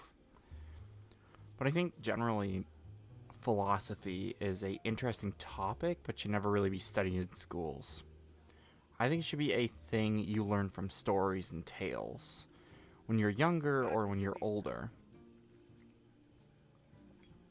Because generally I think morality should be something that is a easy and a definite thing that could be taught very easily. Like, you don't need 10 years in college to figure out something is wrong or evil because someone told you it was. People should be able to be aware enough to go, yeah, that doesn't seem right, that seems wrong, and it is wrong. Thank you for not loitering.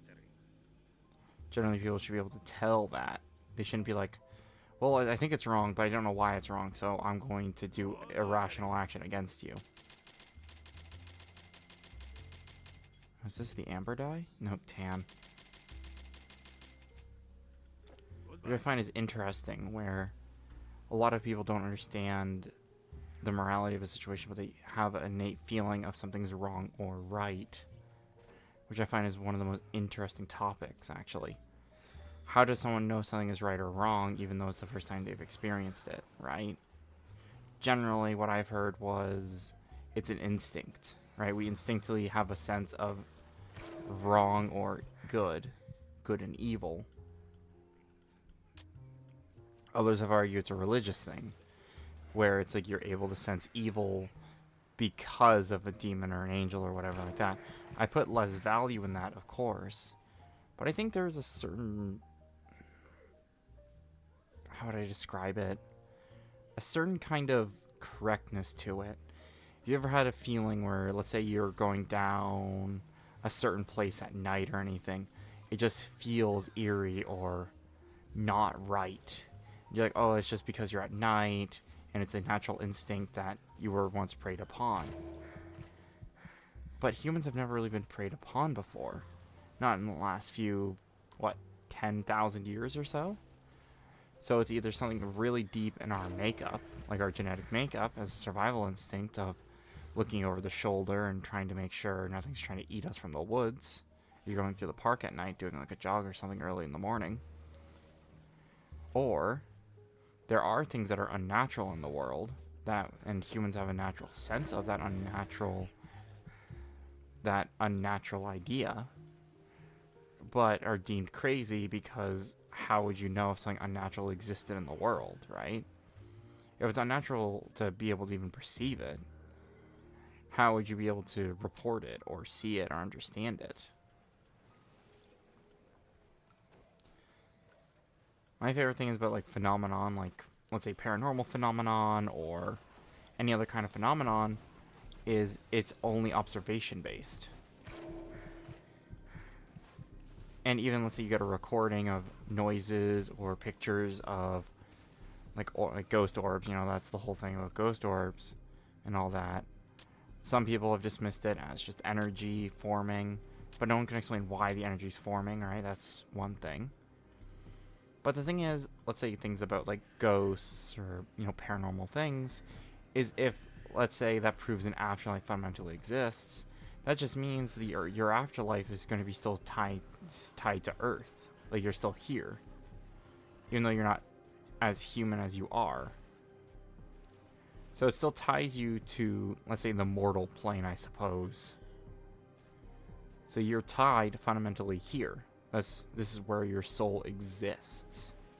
If the argument of a soul existing is here, therefore, if your soul existed, that means that's a remnant of your soul existing here. That means you are earthbound regardless on death. So why does the theory of heaven and hell exist? I think the reason why heaven and hell generally exist is a tale of punishment. And upholdment of the laws and the tenets that are created through religion. It is a way to keep people in line that would either be too independent or too troublesome to keep in line otherwise. It's a method of control, and don't get me wrong, but I'm always curious on if they had a point. Obviously, I'm not some kind of like super scientist that can figure out, the religion of meaning a god, but I'm also not someone so ignorant to believe that there isn't something out there. I think there are things out there, I just think it's not what we think it is. Which I find is an utterly fascinating topic. If what we think is out there is God, for example, right? That would also mean our tenets, ideas of, let's say, the 10 Commandments, or that shall not kill, or do any of those, would be so construed at this point through modern society and living that every individual is bound to go to hell in one way or another if they broke those 10 Commandments. Which is utterly fascinating when you think about it. Essentially, you're arguing, is God is real? And if God is real, why does he not intervene? People would say, he intervenes in ways of pointing the way or a guiding hand, never a forceful fist. But the thing is, when people are like, God creates natural disasters like floods and everything else, would that not be his fist? The nature itself being moved to his whim.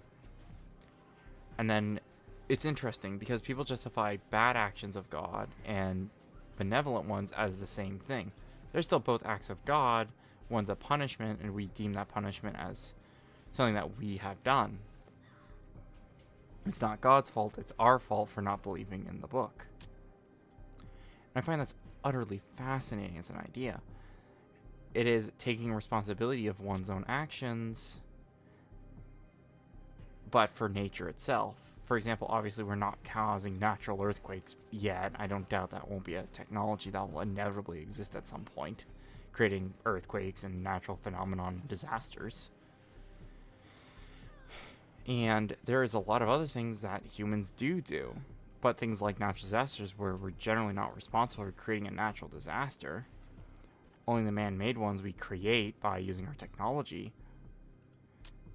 We used example as God, and we wouldn't blame God, we'd blame ourselves for not being holy enough.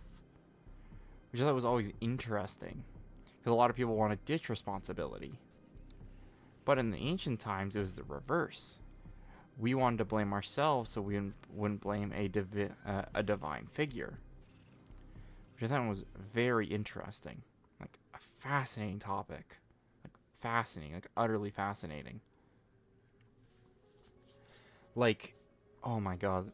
I can just keep going at this point, because I think God's fascinating. I think general storytelling's fascinating. Like, I am a storyteller.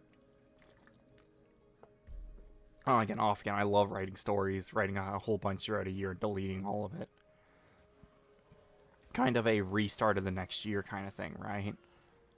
Because I like the idea of you write like 10 short stories or books or anything like that, or a few pages of a book or anything else.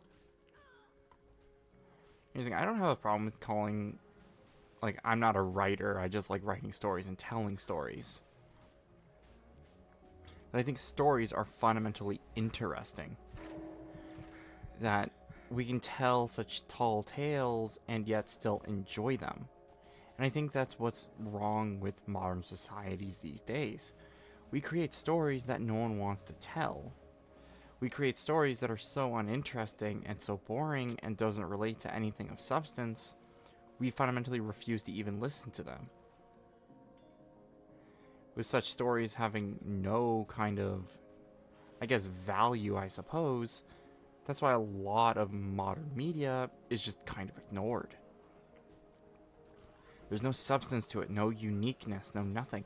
You can tell the story of Achilles over and over again, and people will still find that more fascinating than the modern tales of today. Why is that? I think they lack merit and value, and they lack telling a message. It doesn't have to be a moral message like saying, oh, you must always obey God or something like that. It could be a simple story of picking up trash, and it's just telling you on if you pick up this trash one time every day or every month, you're doing a good deed for someone else. You're cleaning up the world to make it a better place. Something very simple and short, but something very amazing. Even if it's a simple act, it still teaches someone to do something good. Hell, even if it's the moral that revenge is always right, because it makes you feel good at the end of the day, it's still better than what modern media is presenting as storytelling. Because the storytelling lacks such value, it just has nothing left to tell. It's not telling you of anything of value. It's not telling you an interesting story, it's not...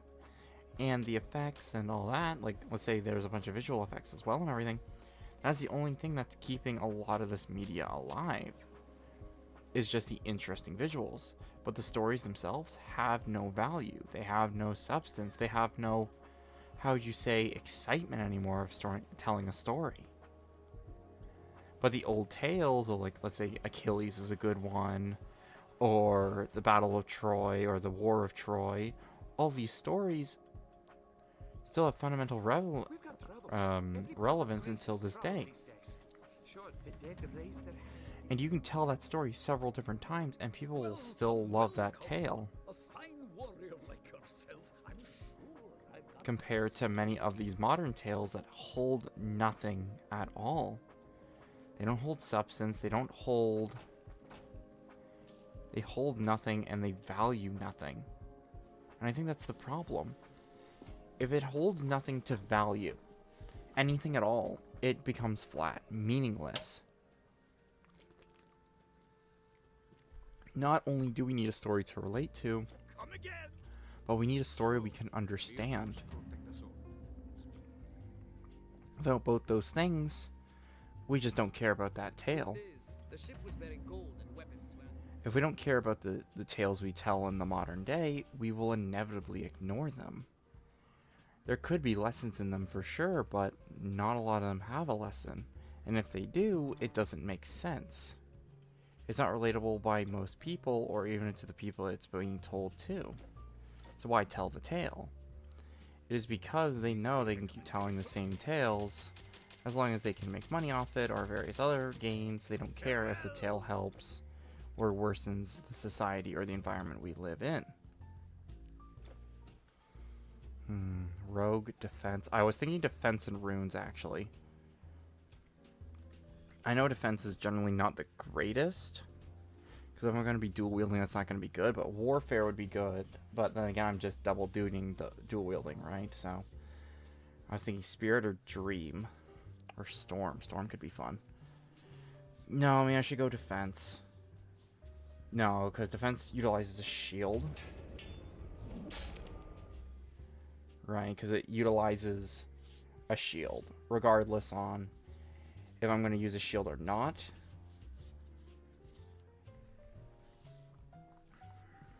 Yeah, it's a defensive one. I don't need that. I was thinking earth, actually. Fire enchantment. Yeah, I'll go with this one. Yep, there we go. And that will enhance my blade with some fire, which I'll need.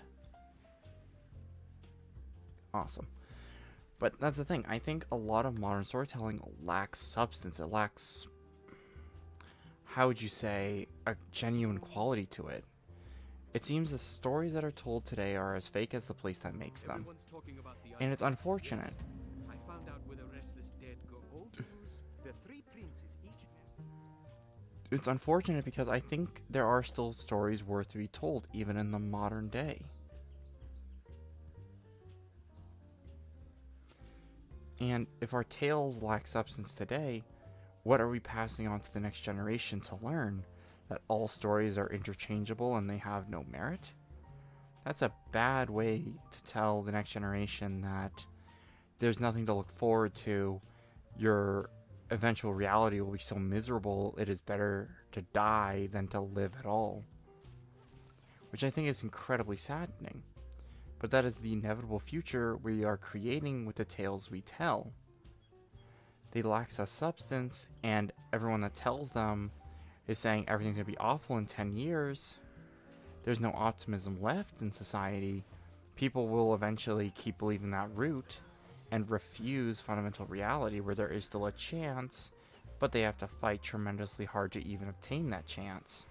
If you're told your entire life that everything will fall apart no matter what you do, you won't uphold anything because you're like, what's the point? And I think generally that's what people that believe in nihilism and everything else wants. They want society to fundamentally collapse because they know that the society we have is already really good for us. We just have to keep building our own futures first and then build the future around us. But a lot of people don't want to build a future. They just want to do what they want and live. And it's hard to build a future when your future is taken from you. And generally, a lot of people, after seeing all their hard work taken away, gets disheartened and doesn't want to build anymore. And it's quite understandable. If you spent 10 years building a home, and then on the 11th year, after building that home and owning everything you've built with your own labor, someone come by and says, yeah, that home is ours now because you have not done the proper things we asked you to do, and this home is now ours because of a new law we created. Fundamentally, they'd be in the right defending their own home because they're the one that spent the 10 years building it, protecting it, and essentially building what they wanted in life. But that's the thing. What is right and what is moral are two very different things. What people would consider moral today would be also considered immoral in the next 10 years, right? Or same thing, right? What's moral 10 years ago is immoral today. Commonplace, I think, would be a better word for it, to be fair. God, I can't believe I'm getting this philosophical... using philosophy on stream, Jesus Christ. I gotta put... I gotta put it to work somewhere, I suppose. But I generally find, I think there is a future. And I think there is still something to fight for, and I'm not giving up the fight, to be honest. I am building what I desire to build, which is just having fun through multiple avenues. So I want to do that. I want to have fun at the end of the day, like fundamentally. I just want to enjoy living and enjoy what I like doing. I love gaming. I love talking about gaming. And I also love just playing video games. And I mean a lot of video games.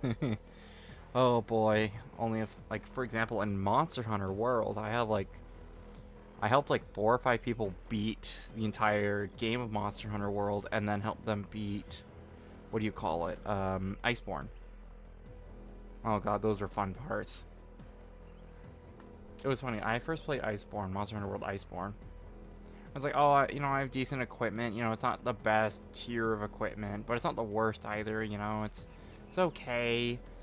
And then I start playing, and then I immediately fight the ice fish. I call him the ice fish. I can't remember what his actual name is. Essentially the cold version of the mudfish. And it instantly destroys me. I'm like, well, shit. And right there, I was like, man, this is a difficulty spike I've ever heard one. And then you're like, oh, there's level 9 weapons. Oh my god, it goes up to like level 12? What the? And like stuff like that. You're like, oh my god, is this harder? And that's the thing. I want to build a future. And I think the problem is when anyone tries to build anything, there are 10 people that want to drag you down. The old analogous here is the crabs in a bucket. The one person that feels happiness, the other people want that happiness. Regardless on if they think they deserve it or not, they desire it anyway. So they will take someone's happiness for themselves, regardless on the joy that they get from taking that happiness. So, generally people will steal or take or destroy something you love. Because they see you're enjoying it and they are not enjoying anything, so they want to take that. Being either moral or not be damned, they care about their own personal feelings. As many people do. People care about their emotional well-being more than someone else's, obviously. There are some people that are virtuous that don't care, or do care, and they will prioritize others than themselves, but that is a hollow life. Essentially, you're using your lack of emotion or your emotions that you don't have to fill for someone else.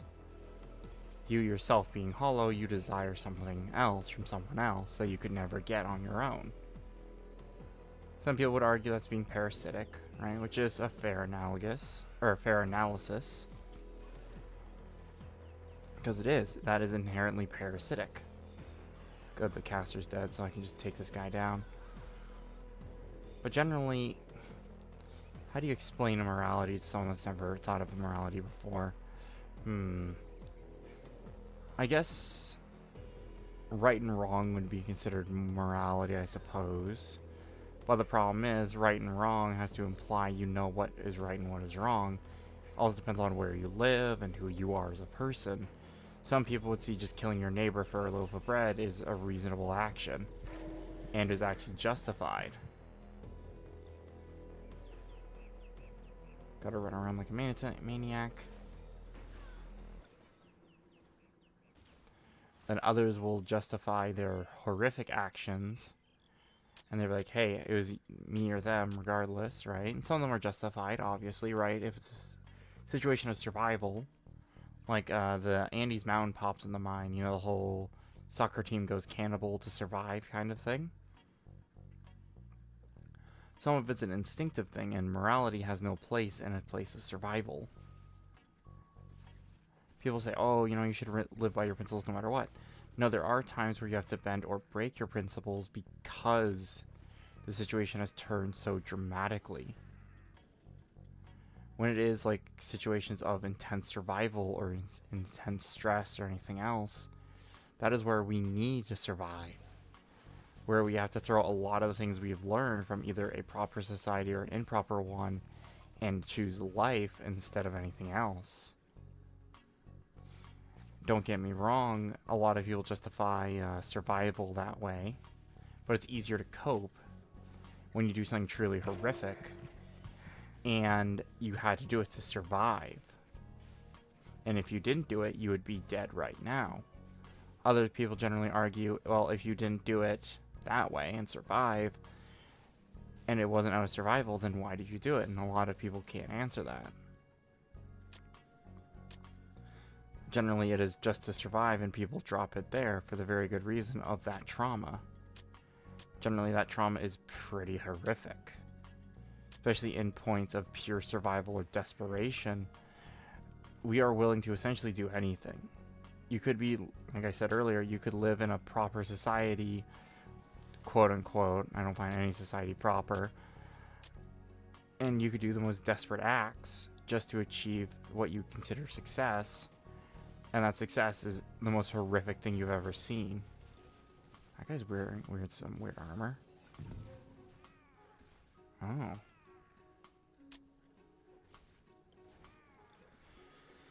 And that's the thing. I think it is normally a person's judgment is the most important. Like on the individual level. I find the only reason why we need higher level thinking, or in most cases why we need fundamental things to change certain things, like laws and other things. What the hell is this? Sorry. Ooh, burns all enemies with its radius. That could be good. I think I'll up my mastery.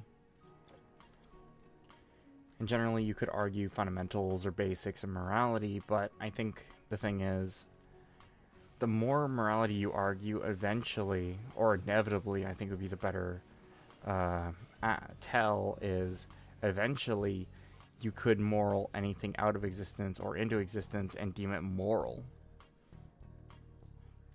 Because a lot of the things at the end of the day, morality is just opinion on the most observers. So there's 10 observers and 5 of them notice that something was cruel, and then the 5 others notice it as an act of survival or a necessary evil, or even deny it being evil and it's just necessary. Who do you believe? The 5 that say it's wrong, or the 5 that say it's a justified reason? Generally, when you hear justified reason, generally it's not a good thing they're doing, and generally that's why people would side with the 5 that say it's a wrong act. However, if the number says 9 of them say it was justified and 1 says it was wrong, a lot of people are like, oh, yep, 9 out of 10, good enough for me. It's the idea that people don't want to stand out in a crowd in certain moments. For example, the modern generation these days wants to stand out in every aspect. However, they won't stand out for like certain acts of violence or cruelty, because they still fear the repercussions of standing up against something like that. A lot of people don't want to stand out because they know if they stand out, they'll inevitably harm themselves. I died again. Damn ice asshole. And he's Storm, too. He's not even fucking ice. That annoys the shit out of me more. And that's the thing. A lot of people... Where the hell am I? Oh, no. Crapple.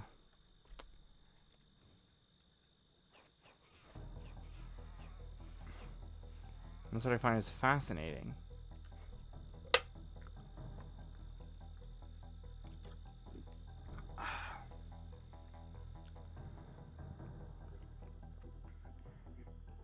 Because it's funny, the modern generation wants to say we stand out, they stand out from the crowd, but at the same time, they're the ones that are most willing to recluse themselves from a society. So it's interesting. The ones that say they stand out the most want to hide, and the ones that want to stand out desire power, and that's it. So you gotta wonder, are they being useful idiots being controlled, or is it power they desire above all else, and they're willing to damn all those that don't? Their selfish desire for power, and those that want to be left alone. Could you argue those are the great geniuses and philosophers because they desire to change the world, and those that don't desire to change it are those that are holding back progress? A lot of times this has been answered throughout history to certain degrees, through very dubious means. There's been a lot of genocides, I'm going to say that much. Because people had 2 different opinions. One said they were superior than the other opinion. And inevitably, someone goes over that line. And whoever goes over that line is deemed a monster before even justifying their actions. Ow.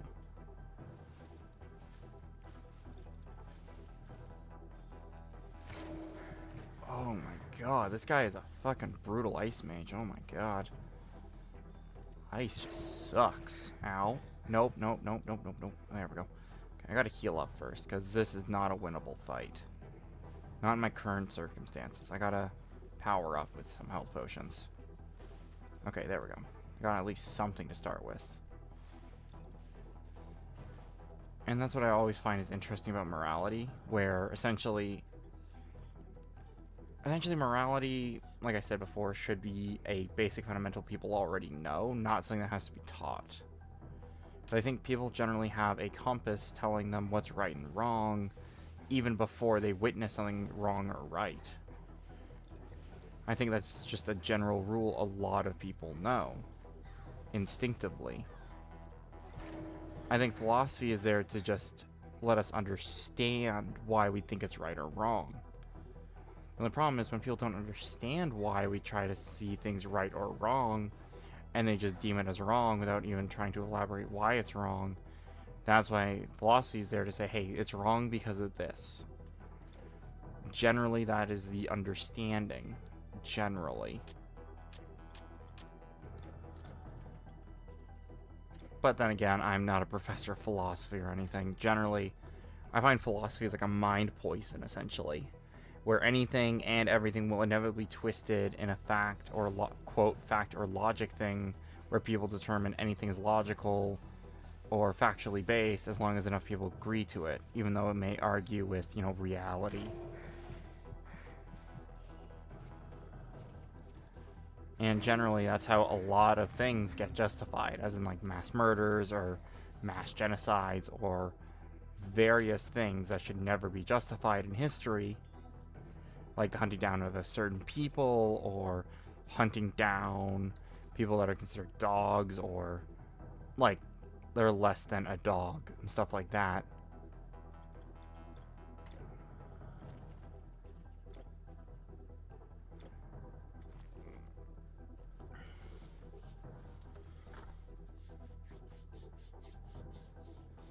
Man, I'm gonna need a lot of strength for that armor, but it's good armor, and it's level 13 as well, so I should have the strength by then.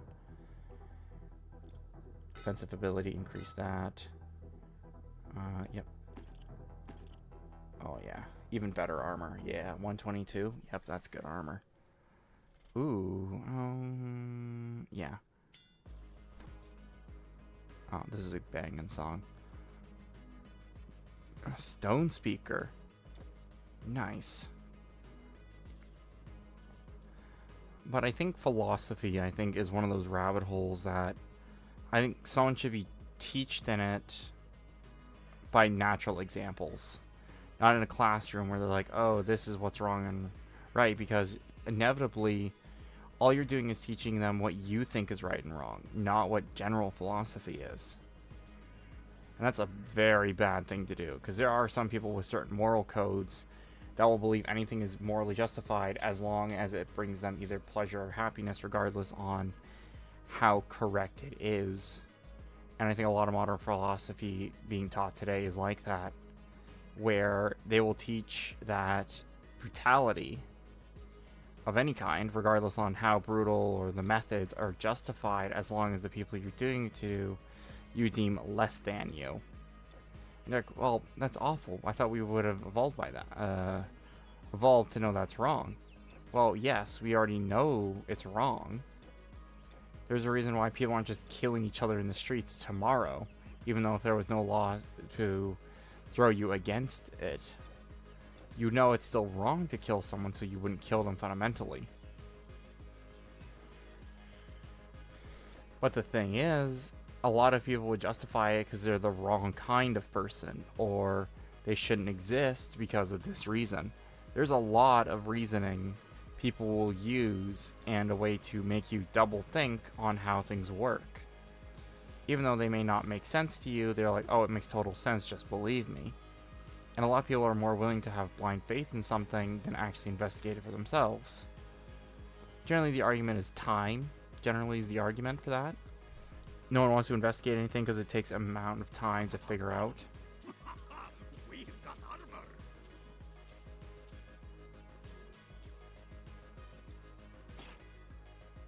Also, I do like that obsidian breastplate. Looks like a modern piece of armor. That does look nice. I do want to at least get to wear that. I'm level 9 now as a stone speaker, so I should be able to do it. Oh, my phone. Uh-oh. I think something's burning down. Give me a moment, chat. Give me a note, my scraplets. What's going on here?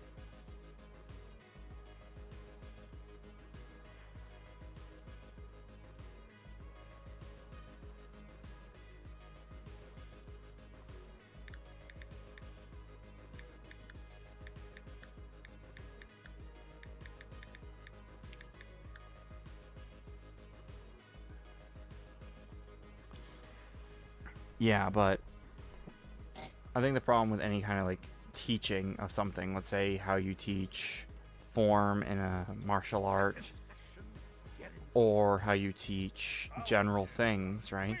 I think there are some things that are just one-to-one translation in teaching, right? I forgot you can just do this. Sort. Generally, you can teach people many things, like talents or anything like that, and leave your biases out of it. But at the same time, when you teach someone, you are teaching them your experiences with the art. So I think there will be a bias regardless, but I think there is a way to separate what you're teaching them as an art form of any kind. Let's say it's from sports to creating something with your hands. This happens more in artistic endeavors, to be fair. Like, the more artistic you are, you generally believe in a certain kind of things. And then, let's say it's writing, for example. I think writing's a good example. Let's say the person that taught you how to write, like, let's say read and write, they believed in, people should always do the right thing. So you'll generally write stories more positive. This is generally the misnomer, generally. Like, if you're taught positive thinking, you'll inevitably be doing positive things. However, it doesn't take in the fact of human nature. It doesn't take the fact that humans are a dichotomy, a general idea of both good and evil. Generally, there were two philosophers, I think a French and a English one. One believed that men are born evil and are civilized by society, and the other one believed the opposite. Men are born evil and men are born good, but society creates evil. Both of them have a point to a certain degree. I think the truth is somewhat in the middle. I think people are born neutral, and it is the society that teaches them to be good or evil. Because, yeah, there are naturally evil individuals, but there's also naturally good individuals. So I think a more balanced approach to that situation is more necessary. Especially when they're using words like evil and good. Because when you use words like that, you are creating characteristics to a certain degree. And you have to be aware when you create, that certain idea.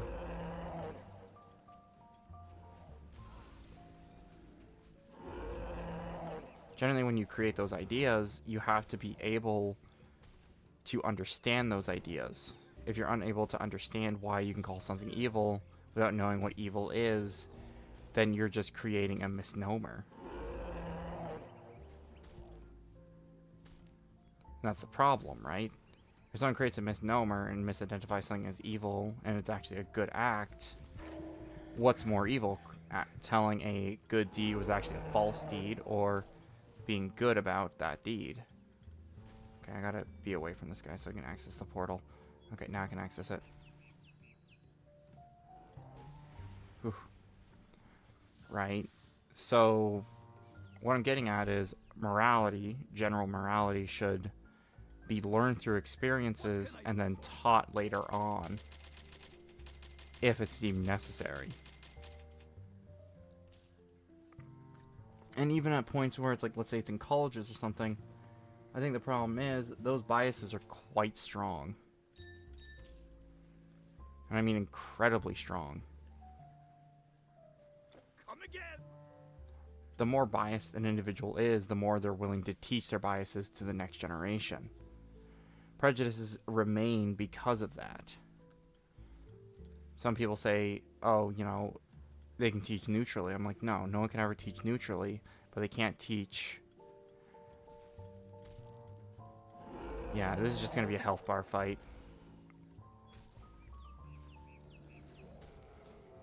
He's got a health bar and I got a health bar. This is just going to be a health bar pissing contest for a while.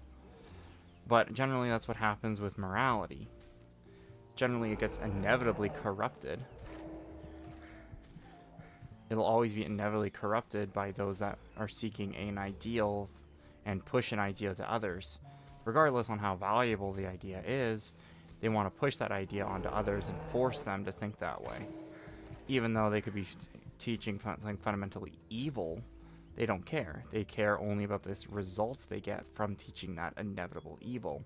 Their own truth, if you would. A lot of people would argue that they're teaching a natural good because they're teaching them that evil exists. I don't think people need to be taught evil exists. Generally, I think people are aware of evil. And it's pretty obvious because it is around us. A lot of people argue that only certain evils in the world still exist. I'm like, no, evil still exists. Fundamentally, spiritually, it still exists. Regardless on your personal belief or philosophy on it, evil still fundamentally exists regardless on your belief in it. Right? It's something that's inevitable that you can't deny. For example, we breathe oxygen, and that's a fundamental need, and people want to disprove that. I'm like, that doesn't make any sense. We breathe, we're living creatures, we need to breathe. Why would you try to non-exist your own humanity? But there will be people that will argue really dumb things. But the thing is, society puts a higher... what's the word?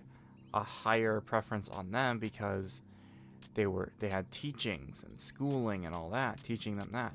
You can still teach someone really dumb ideas, and then they perpetuate those dumb ideas. It's not a dumb idea, it's a brilliant idea, one of them would say. Then I would tell them this.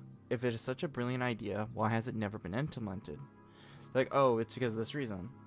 And you say, are you sure about that? Because the thing is, if someone's saying, oh, you know, it's just never been implemented before for this reason, you always have to wonder, when they're telling you that kind of falsehood, they are probably lying. Like, guaranteedly lying to you.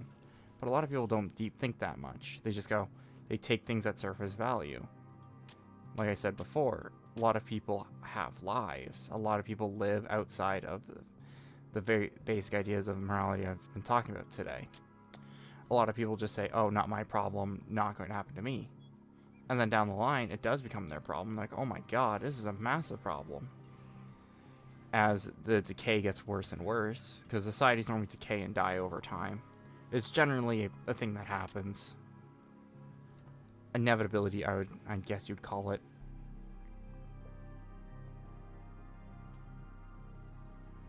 And that's the worst thing, when people ignore a serious problem, and then it becomes so big.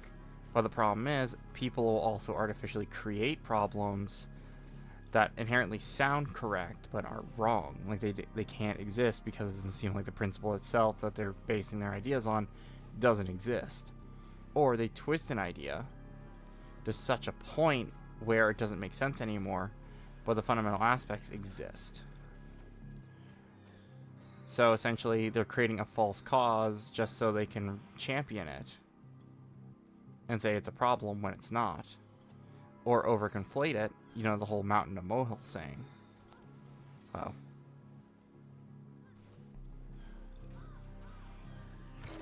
Oh my god, these ghost guys are strong. What the hell? Yeah, I'm dead. Fucking goddamn it. I do like the little monuments, like has like a heroic hero charging with a spear. That's pretty cool. Man, my lid's been split for like 10 days now. It hurts like a motherfucker.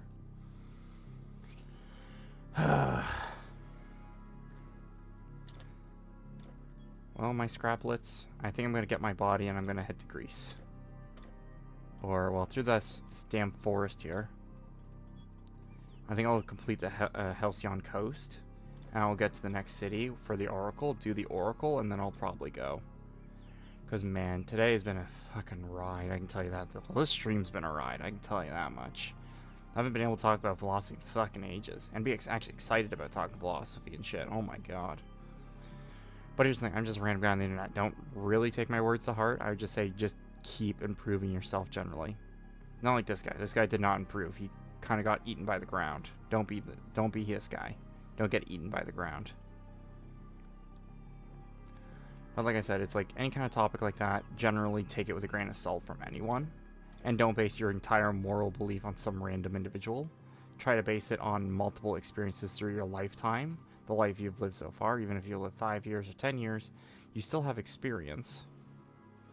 Those that just kind of rug sweep that shit are just generally just don't want to hear what you're saying. They just generally want to be right, regardless on if they are right or not.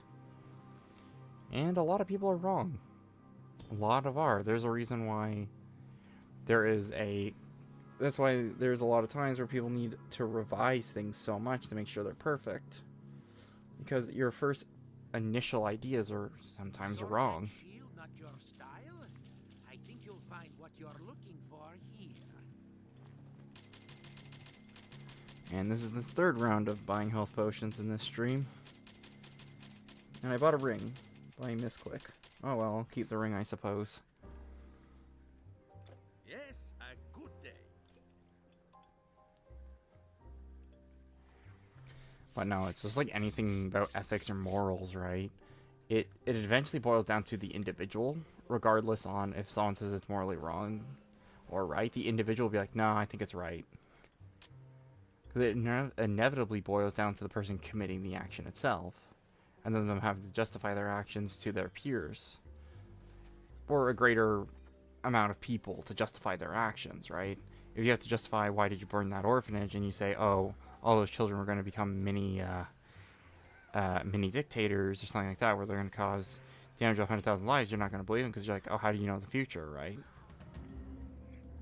But let's say they said, oh, we ended this person because they've already had a essentially, how do you say it?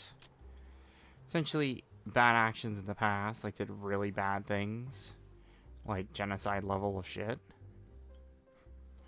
And that is why we killed them, because we didn't want them to genocide again. Or have that potential of doing it again, because they've already gone this far once before. Generally, people don't like that thinking, because even if you did it for the greater good, and what you deemed the greater good at that time, no one's judged, jury, and executor. That's why when, let's say you get charged with a crime, in certain countries, right, it would just be a straight execution. It'll just be like, you're accused of this crime, you instantly get killed. Because there is just like zero tolerance policy on that. If you commit this heinous act, regardless on if you're proven innocent or guilty, you're still going to be hung or hanged. As primitive as that may sound, it still has a sound method in punishment, just so no one else commits such a heinous crime. However, people may say in the West it is pretty bad that we can just lock someone up for false information. True, but in other countries, if you were charged for the same crime, they would just execute you instead without actually looking into, let's say, the allegations. Let's say you're alleged from doing really bad stuff. I mean, like, really bad stuff. And let's just say the only reason is because, or the only reason you're implicated is because you have a beef with someone that knows someone in, let's say, government or in the police or something to accuse you. Well, now they just go, oh, well, we think you're bad.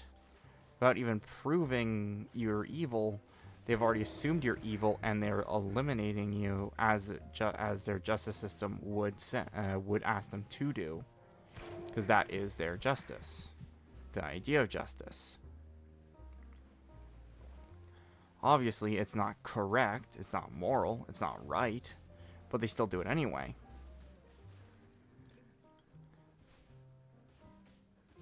God, this roughneck guy is going to be impossible to kill, I bet you anything. And that's the thing. a lot of things like that, where people are like, oh, the West is so bad for justice, don't realize how well they actually have it compared to a lot of other countries, where it's more simple that you have a neighbor one day, they disappear, and it turns out they were killed by being tortured and killed because they had a disagreement with like the local police constable or chief or a cop, and the cop just one night said, oh, you're guilty of this essentially heinous crime, and you gotta go. No trial, no nothing. You just get killed in the middle of the street. And everyone thinks that's normal. And you're like, oh, what kind of place is like that? Any place that is either incredibly religious, and I mean incredibly fervent in their resolve of religion, is like that. They will consider you a infidel, or in many cases a non-believer, and will hang you or set you on fire. You know, they can always go the good old, the oldie but goodie, you know, the whole pyre and all that. Generally the pyre was there just because people had wood and everything at the time. That's the funny thing, you're not going to be burning someone in the desert. That just takes too much time and resource. Like an oil, but they wouldn't have oil back then.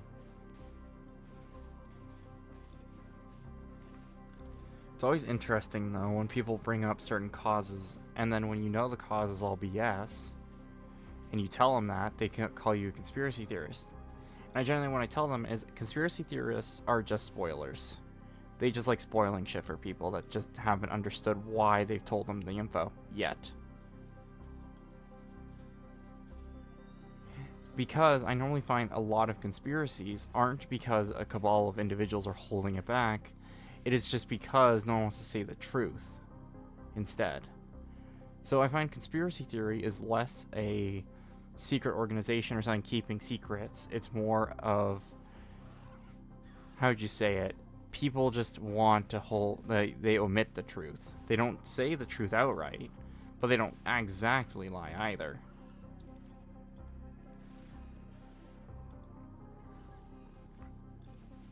Just so they can go, oh, well, we told you the truth. We just didn't give you all the truth. And generally, that's how people get away with certain things. They hold not enough of the truth back so they can tell you a version of the truth. It may not be the whole truth, but it's close enough to be believable anyway. Because that's what a lot of people will do. A lot of people won't tell you the exact truth. They'll just tell you a version of a truth. Or to a certain degree, a lie through omittance. But the thing is, who determines a truth and a lie? And that's another scary topic. Who determines the absolute truth of something, and who decides what a lie is? Some people would argue that a lie is something that is obscuring the truth.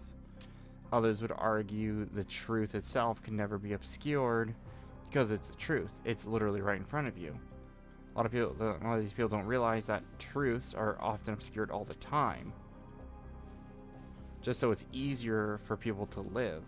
If people knew how terrifying it was that we were always on the verge of destruction, for example, right? Let's say the Red Scare and essentially the panic. You know, the whole we might be nuked the next day kind of thing by the Soviets. That whole panic way back in the day. If people knew they were always going to be nuked, why would they live? So they had to keep people generally under a... How would I explain this? A general miasma or enthusiasm about the country itself and it being strong, so people wouldn't be paranoid that eventually the world would end essentially in an exchange of nuclear fire.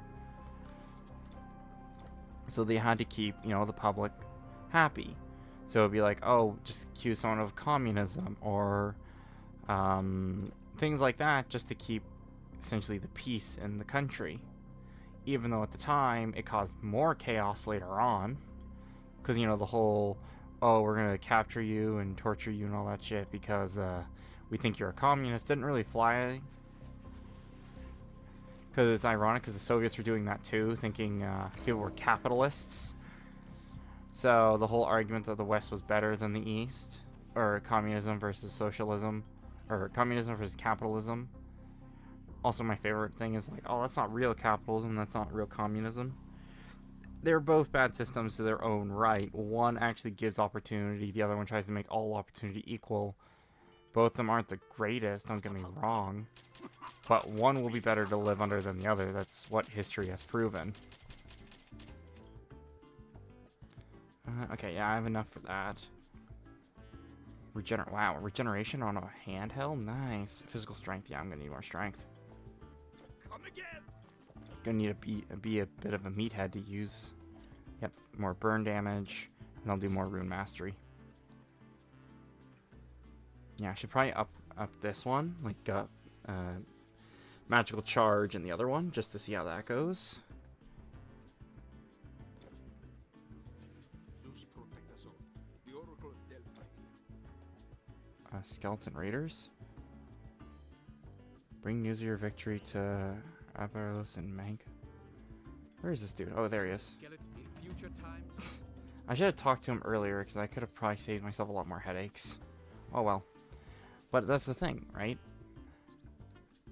Why do people think the way they do? And I think that's utterly more fascinating, is just like, we come up with advanced concepts of morality and the whole trolley problem thing and all that.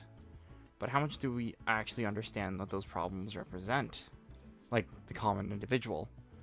But here's the other thing. Who's more willing to abuse that idea of thinking? Those that know they can exploit it.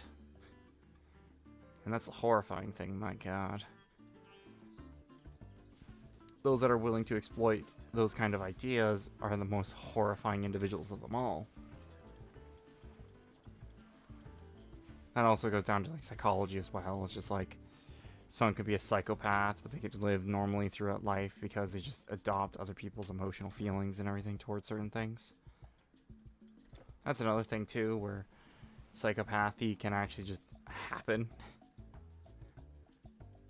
Or it's just like some people have theorized psychopathy is either innate or it's just a degradation over time of the human mind, where certain patterns are normalized. Just like how I was saying earlier, how like Gun of Seed, one of the characters said using nuclear weapons or any kind of weapon or any kind of thing will be normalized over time because people are just used to it. Essentially something like that, but now on a grand scale, and that's pretty horrific, where you can make people naturally psychopaths just by telling them, hey, kill your neighbor. And just like, why? Oh, they're evil. It's like, why are they evil? Oh, they're communists. And they're like, must kill communist. Right? That kind of stuff, right? But the funny thing is, that hasn't happened in a capitalist country to that extent. Don't get me wrong, we've had our own witch hunts in the West, but it's never has been as bad as, like, let's say Russia or China or, hell, even in Korea. We haven't had as bad witch hunts as those countries have. Don't get me wrong, the West has done some witch hunts, and we are getting there to a point where we're becoming that kind of society. Right now, it's just arresting people and saying they're bad because they said a mean thing on the internet. But there might be a time in the future where inevitably this will lead to the violent outcome. You could already argue we're there with the recent violence in the States and everything.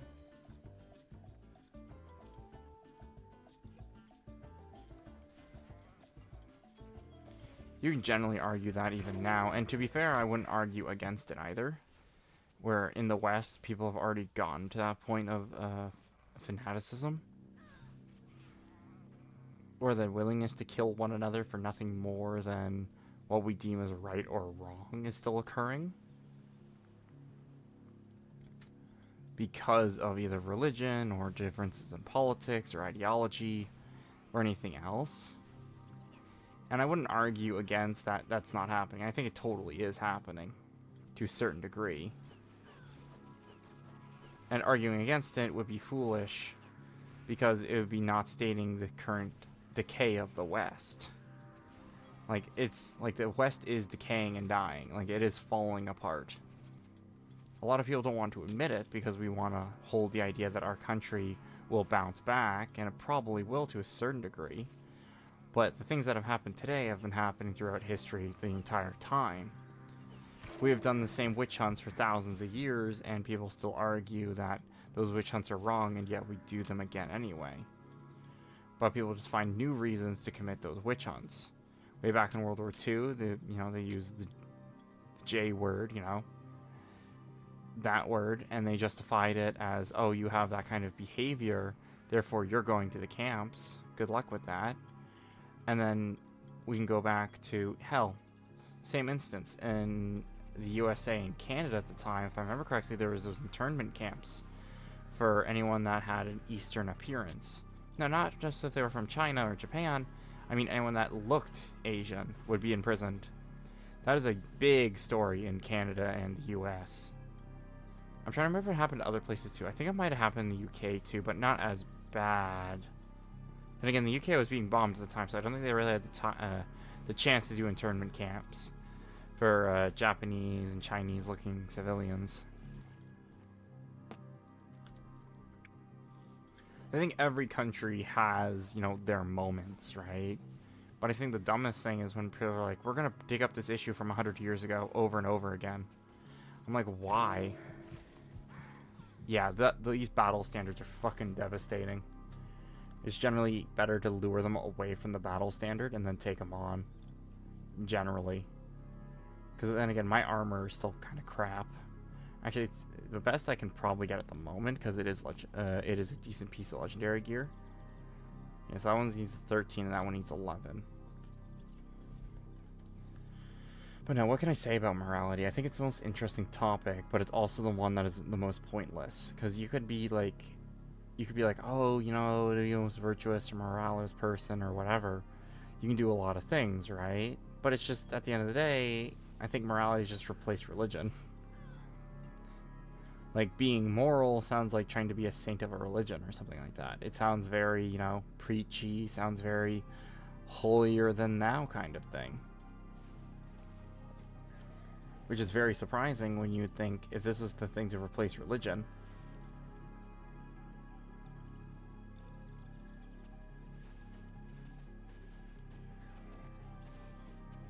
Alright, time to kill the Beastmen. Time. But no, that's my little spiel on philosophy. An interesting skill set, but not really useful in the modern world. Or hell, even in the ancient world for that matter. It's always been a thing where people should know it inherently, but no one wants to teach it. And then when people teach it, it inevitably just becomes, oh, this is what I believe is right and wrong. The teacher's right and wrong, not what the individual believes, but, you know, what everyone else believes is right and wrong. Which I think is interesting. And generally, a lot of people will abandon certain morals and certain things when it becomes unpopular in the public eye. Let's say you believe, okay, no one should be doing this kind of adulterous actions, and then society now supports those adulterous actions, and then you're now in the middle saying, oh, adultery's still wrong, and everyone's like, oh, what are you, some kind of woman hater or something, whatever modern society would say, right? Or hell, I think there was times like that probably in the past too. I wouldn't doubt it. Because I think a lot of the times in the past, we've had really dumb ideas. Well, and again, there was, I think, what was it, a belief where having mercury would cure certain illnesses? Like, there's a lot of dumb ideas. You see, Aino has not come out of the cave in 3 days. No doubt she fears my anger. The only way to get my bow back is to go in there. That cave is no place for a centaur. Alright, let's go into a cave. Some cave diving, let's go. Wait, Charon's Grove. Okay, Charon's the ferryman. Okay. That's not a good sign. But no, I think essentially philosophy is useless just because people do have a fundamental moral code already. I think when people teach morality, they're just trying to teach a general idea of how the world works, or that's what they should be teaching.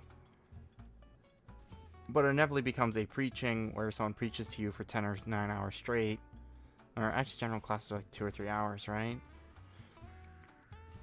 Where they will preach to you and say, hey, this is what we believe is morally right or just. And I'm like, don't go down that rabbit hole. Because there are rabbit holes like that where people will rant for 10 hours straight and going, oh, you know, your beliefs are wrong in every way because they're not something I believe in. Or they'll use bad examples and then they will try to force you through peer pressure to essentially believe in what they think. not realizing they're using the same methods a lot of people have used before, like peer pressure and everything like that, so no one would ever stand against them. And generally, that's still very wrong. There's a reason why the masses don't make decisions. It is a select few that make decisions. Not because the masses are dumb, but you can trick people into thinking really dumb ideas and just repeat them ad nauseum, and they don't realize what they're saying until they understand the meaning later on. And some people will argue, oh, people aren't that dumb. Like, have you ever been in a crowd before? Let's say, like, a big party or something. A lot of people will mimic the people in the party's actions and not even realize it, or realize it, don't want to stand out from the crowd, and will repeat those actions even if they are very dubious. Or, you know the famous saying, when in Rome.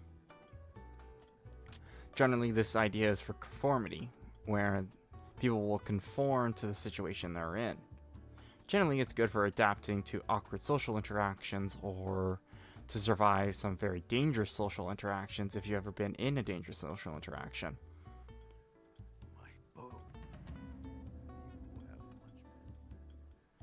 Right, and there are a lot of times where there are very, very dangerous situations.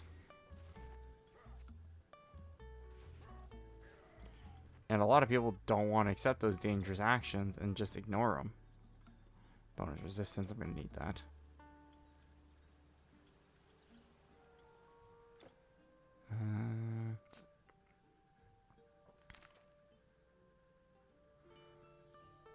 Oh, this is a good song.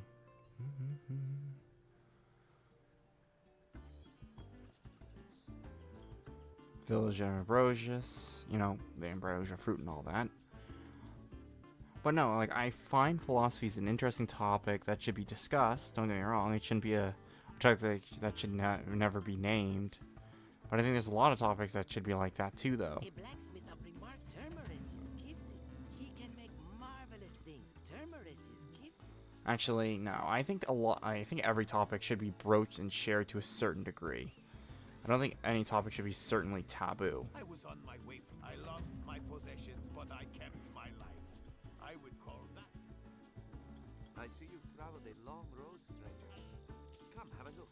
Yeah, it's been a long road. My God, has it been a long road. It was funny. I was actually going to play a Cyberpunk game on tonight's stream. But I decided, you know what? I want to talk philosophy. You know what's a good game to play and talk about philosophy about? A game about ancient Rome and Greece. And killing some ancient monsters has always helped the soul, you know? Safe travels. Let's see here. Man, still 8. Oh, it's brutal. You know what's actually funny? When I stream, I feel like I'm using more energy when I'm not streaming, and I don't know why. Maybe it's talking. But the thing is, I don't want to be boring. I don't want someone to hop in the stream and go, oh man, fucking boring asshole, right? So I actually want to be talking about something interesting, and I think philosophy, topics of like what's morality and all that is very fascinating. That also, I want to talk about genres that people don't really talk about, like how mech suits look and exopilot and all that other shit, like all the cool shit. I love talking about that shit too. That shit's great. And talking about my day, oh my god. My day was a lazy day though today, to be fair. I was very lazy. That's one of the things, like when you work hard, you want to relax, right? I don't like the old adage of work hard, play harder. I like to relax after a long day or a long week of working. You know what I mean? Like, people want to relax at the end of the day, just chill, relax, enjoy the day, you know? Gotta kill this guy. Yep, perfect. Centurion Courtesy of Insight. Nope. My spear isn't a one-shot anymore, but I think I could probably make it a one-shot. Let's see here. Yep, Khopesh is sharpening. Yep. My Khopesh is weaker, but has more attack speed, more physical damage enhancement. The other one had less physical enhancement, 3 bonus damage, though. Actually, where's my page? Is it page 3 that shows how much damage I do? Yeah, so this is 65, and that's 68, so... Oh, average 48, yeah. So this one has a bit of better DPS because it's a bit faster. Also, I like the look of the Khopesh. That looks nice. I like the straight blade. Straight blade with a bit of a curve in her. Yeah. Strength. And I'll increase mastery, which is intelligence and strength. Yep. Good. Intelligence increases like spellcasting ability, like it will increase. Like, look at that. Look at that damage. Oh. Oh yeah. Totally worth the wait. But no, like, there's another mech game I do want to play on stream at some point called Mass. Oh, Mass Builder. It's so good. Very basic. Like, combat's very basic, you know, the gunplay and everything. But the thing is, the customization. It is, oh my god, all the fucking dust. That game is amazing. Like, oh my god, the customization options. Holy shit. You have so many customizations in Mass Builder. Oh my god. The visual novel parts I'm not a big fan of. But I've grown used to visual novel stuff a lot. Over like my more present years as a gamer. I've grown more appreciative of that storytelling. Because the storytelling's very interesting. Like, very, very interesting. And because of that, I've learned to appreciate that medium. But I think it's like any kind of game. You can appreciate it over time when you're either exposed to the right kind of it or a different kind that is out of the norm of its conventional roots. I should probably make a portal first. I know this is a big spider boss, which has a lot of poison. So I want to head back to camp just to get a lot more health potions. Probably like around 45 this time. And then I'll go back. How can I help?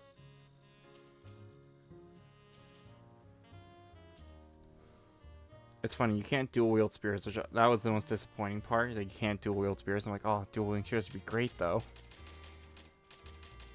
But the thing is, I've noticed in this game, there is no two-handed weapons except the spear. There aren't like two-handed big-ass swords or axes or mauls or anything like that. Just the spear. And staffs, obviously, but that's for magic casting. I could imagine, though, you having a shield with a spear, with a staff, because you just put the shield on like your other arm and still wield it with two hands. A shield doesn't need a hand.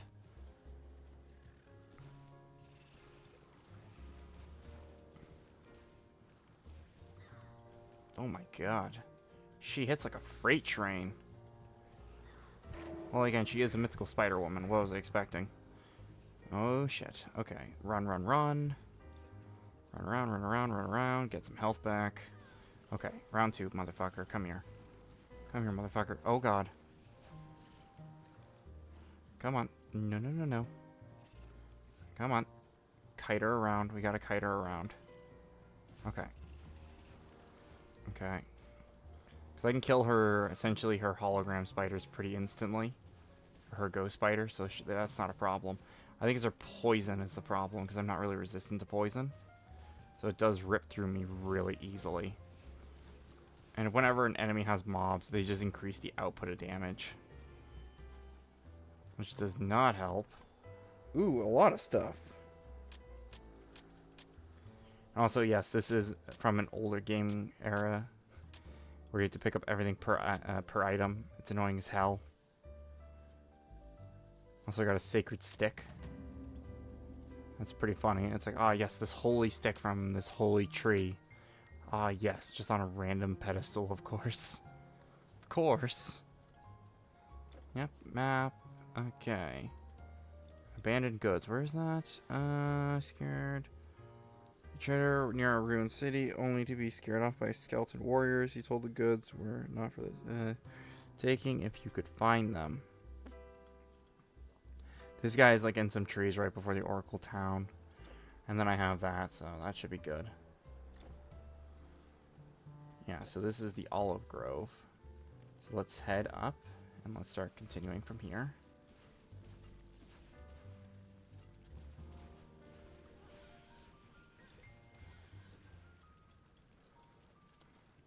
I wish you could just buy the potions in 10s, because you're going to fucking need them. Wait, that's armor? What the hell armor is that? Well, I hit you. Okay. Resistances. Oh, I could use that. 3 to element damage. That could be good too. I'm a bit of a spellcaster warrior kind of person. It's an interesting combination. Generally, I'm more spellcaster.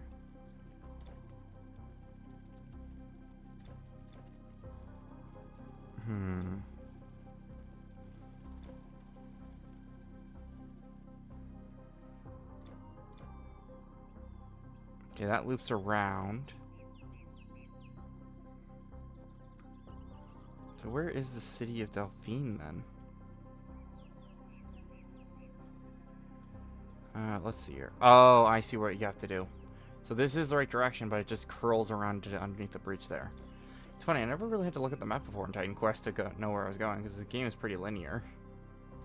First time I've actually had to look at a map. Thoroughly, anyway. Alright, run. Because they're going to have the advantage on me. Wait, what the hell? Oh, I see what happened. Wait.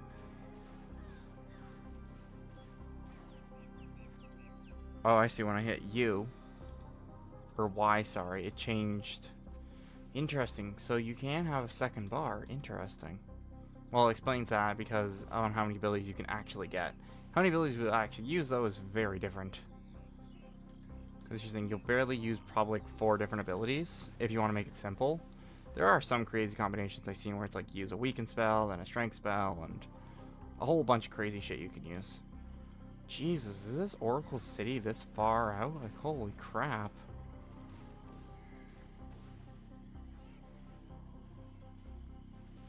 Because I know there's a bunch of Spartans in the swamp here. And they need help taking down a giant alligator. Also, I didn't think alligators were native in Greece, but hey, you know, this is the fantasy Greece, so there could be a bunch of shit in here we don't know about.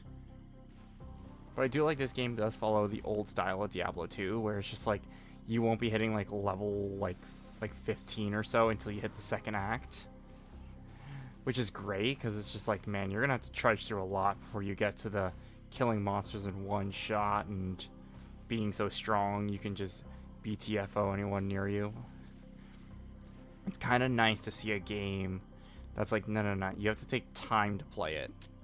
You're not going to get like a fucking mech armor battle suit that can one-shot 10 people in a row. You have to fucking earn your one-shot capabilities and your skill.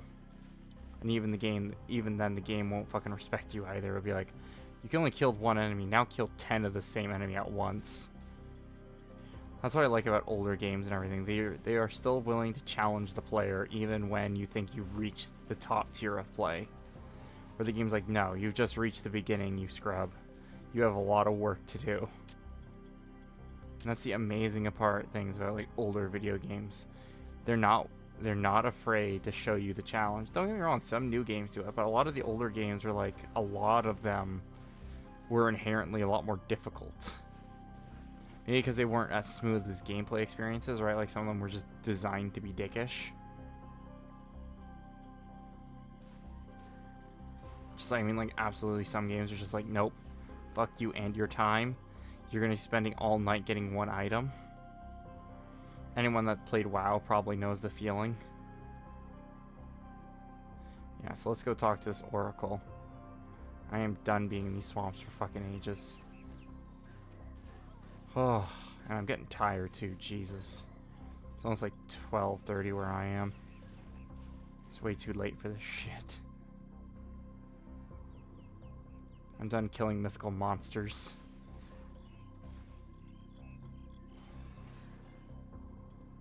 Well, he just instantly died for no reason. That's strange. Oh, wait, the blacksmith's over there. I should probably go talk to him. It's funny, they're like, oh, he's a reclusive blacksmith, but it doesn't help the minimap gives him away. Like, I can find him right here, which is hilariously stupid. So he's just right over here. Like, the minimap gives him away so hard. I don't know if that could have been a revision, because this isn't the original Titan Quest, I don't think. I think there was a revision of it when THQ, you know, got remade again. That's probably why this game can actually even run on modern systems at the moment. Well, I don't get many visitors. Greetings. How can I help you? Like, this guy is like, I don't get a lot of visitors, but he's literally in the most open area you can think of. Well, if you have a mini-map, I think you can probably disable the mini-map, and you could probably never find him normally unless you explored every inch. But even then, who's going to do that? Then again, this is the genre of game where exploring every little inch is kind of very beneficial. Yeah, the Crescent Blade. This one's pretty strong, too. This is generally the one I like rocking with, is these ones. I love these ones. I think the one with intelligence might be good. And then I'll grab this one, and I'll put them in storage as a dual wield option once I get that reckless one. Reckless power, which is tremendously fun to use. Because it's one skill where you don't need to spend a whole lot in a skill tree to get, or you have to invest a lot in the skill tree, because the other one you get is from Warfare, where Warfare is like you sacrifice defense for melee offense. And it gets really crazy too. I mean, incredibly crazy. Like, you can do a lot of interesting shit with it. But I'm more tempted to get that fucking heavy Titan armor on. Or that Obsidian armor. Because it's like around 15 points extra, but 15 points will carry me a long way. But then again, once I do dual wielding, I'm going to lose... I think I'm going to lose around like 10 armor, I think. Let me check. I'm trying to remember if shields offer armor or just player stat. Okay, they just offer player stat. They don't actually offer a defensive bonus.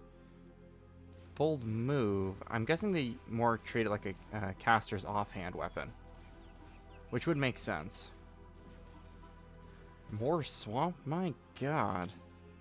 They fucking love their swamps. Jesus. At least in Egypt, there's only fucking deserts. Thank God. Then again, I don't know why I'm thinking God to be in the goddamn desert either. Ooh, there's a cave down there. Like, for a game this old, there's so much shit you can do in it. Like, I mean, a lot you can do in this game.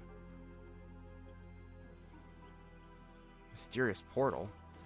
What the hell is that? I'll jump into a mysterious portal, why not? Maybe it's the gods that bitch me out. Let's see your mysterious portal time. Let's go. Ooh. Oh, I think this is like the new game plus stuff. Yeah, sure, why not? Fish or Chaos? The fuck's this?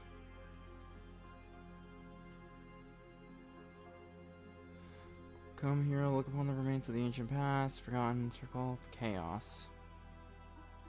Key slots. Oh, yeah, I think you get these key slots for completing the difficulties. I think this is like a, what do you call it? It's like a new game plus thing. Where you get these chaos keys from, doing certain things. And when you do these certain things, it unlocks realms where you can fight, like, even harder, weird difficulty monsters. Like, really difficult. But I think you need, like, all of the runes, and I think each rune you get through completion of the story through each difficulty. Which is like normal, elite, and I think... Is it called Nightmare? I don't think it's called Nightmare, it's called something else. But it's like the hell of Titan Quest.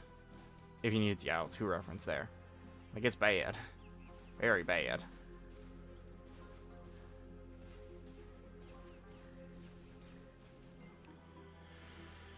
Man, now I'm just tired.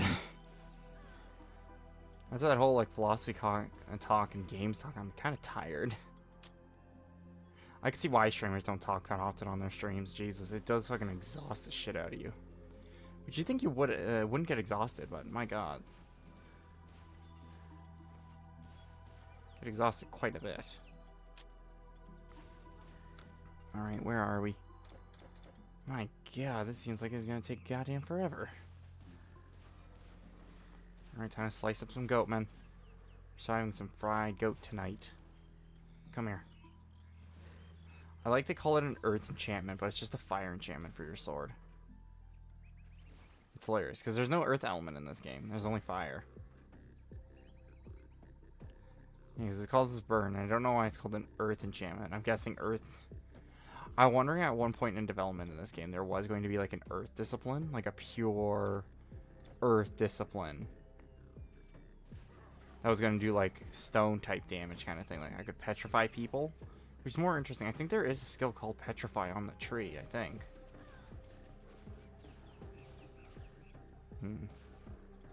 Fuckers. Okay, come here. You know, after with all the combat counters I have, I better keep my health topped up or I'm fucked. Okay, come on. God, I can't imagine how far this fucking city is. It feels like I've walked a goddamn mile and a half just to get here. Or a marathon. Haha. Roman humor. Because of, you know, the whole messenger guy that ran 10 miles to give a message to a commander. And they called it a marathon. And that's where the name originally came from, was some dude that just ran real hard. Poor guy, too. He had to run all that distance to deliver a message of all damn things. Then again, that's how you do it in back in the day. You didn't have the whole tie an arrow to this and all that shit. It wouldn't work. Because even if you fastened the scroll or whatever piece of paper you used onto the arrow, you still have to guarantee it won't fuck up with the arrow's trajectory, which it inevitably will. Even if you tied it really tight, it'll still inevitably increase the weight of the arrow and change the weight of the weight distribution when you fired it. Right? And a lot of people are like, oh yeah, just attach a note onto an arrow and fire it. It's like, no, it's still going to change it. And the other thing is, it still has to go through the cross of the arrow, like through the bow. So if you have it on your arrow, you got to make sure it's very close to the head of the arrow so it doesn't get caught when you pull the bow back. Because remember, the more you pull the bow back, the more of the shaft of the arrow is exposed. Archery things aside, though, again, I think that'd be a cool test to do. Can you shoot an arrow with a note attached to it if it's bound correctly? And what do you mean by bound correctly, right? Wouldn't it just get caught when fired? Yeah, so our storyteller is here. Welcome, you warrior. On no, I have given my. Yeah, thanks for your prophecy. You need me to be the hero? I'm not even blessed by the gods. I don't have like cool thunder powers or anything. Oh wait, this is a storage area. Oh, alright, I'm gonna sell those too. Yep, expand storage. Oh yeah, this is the city of Apollo, isn't it? Oh yeah, Delphine, yeah. Delphine is the city of Apollo.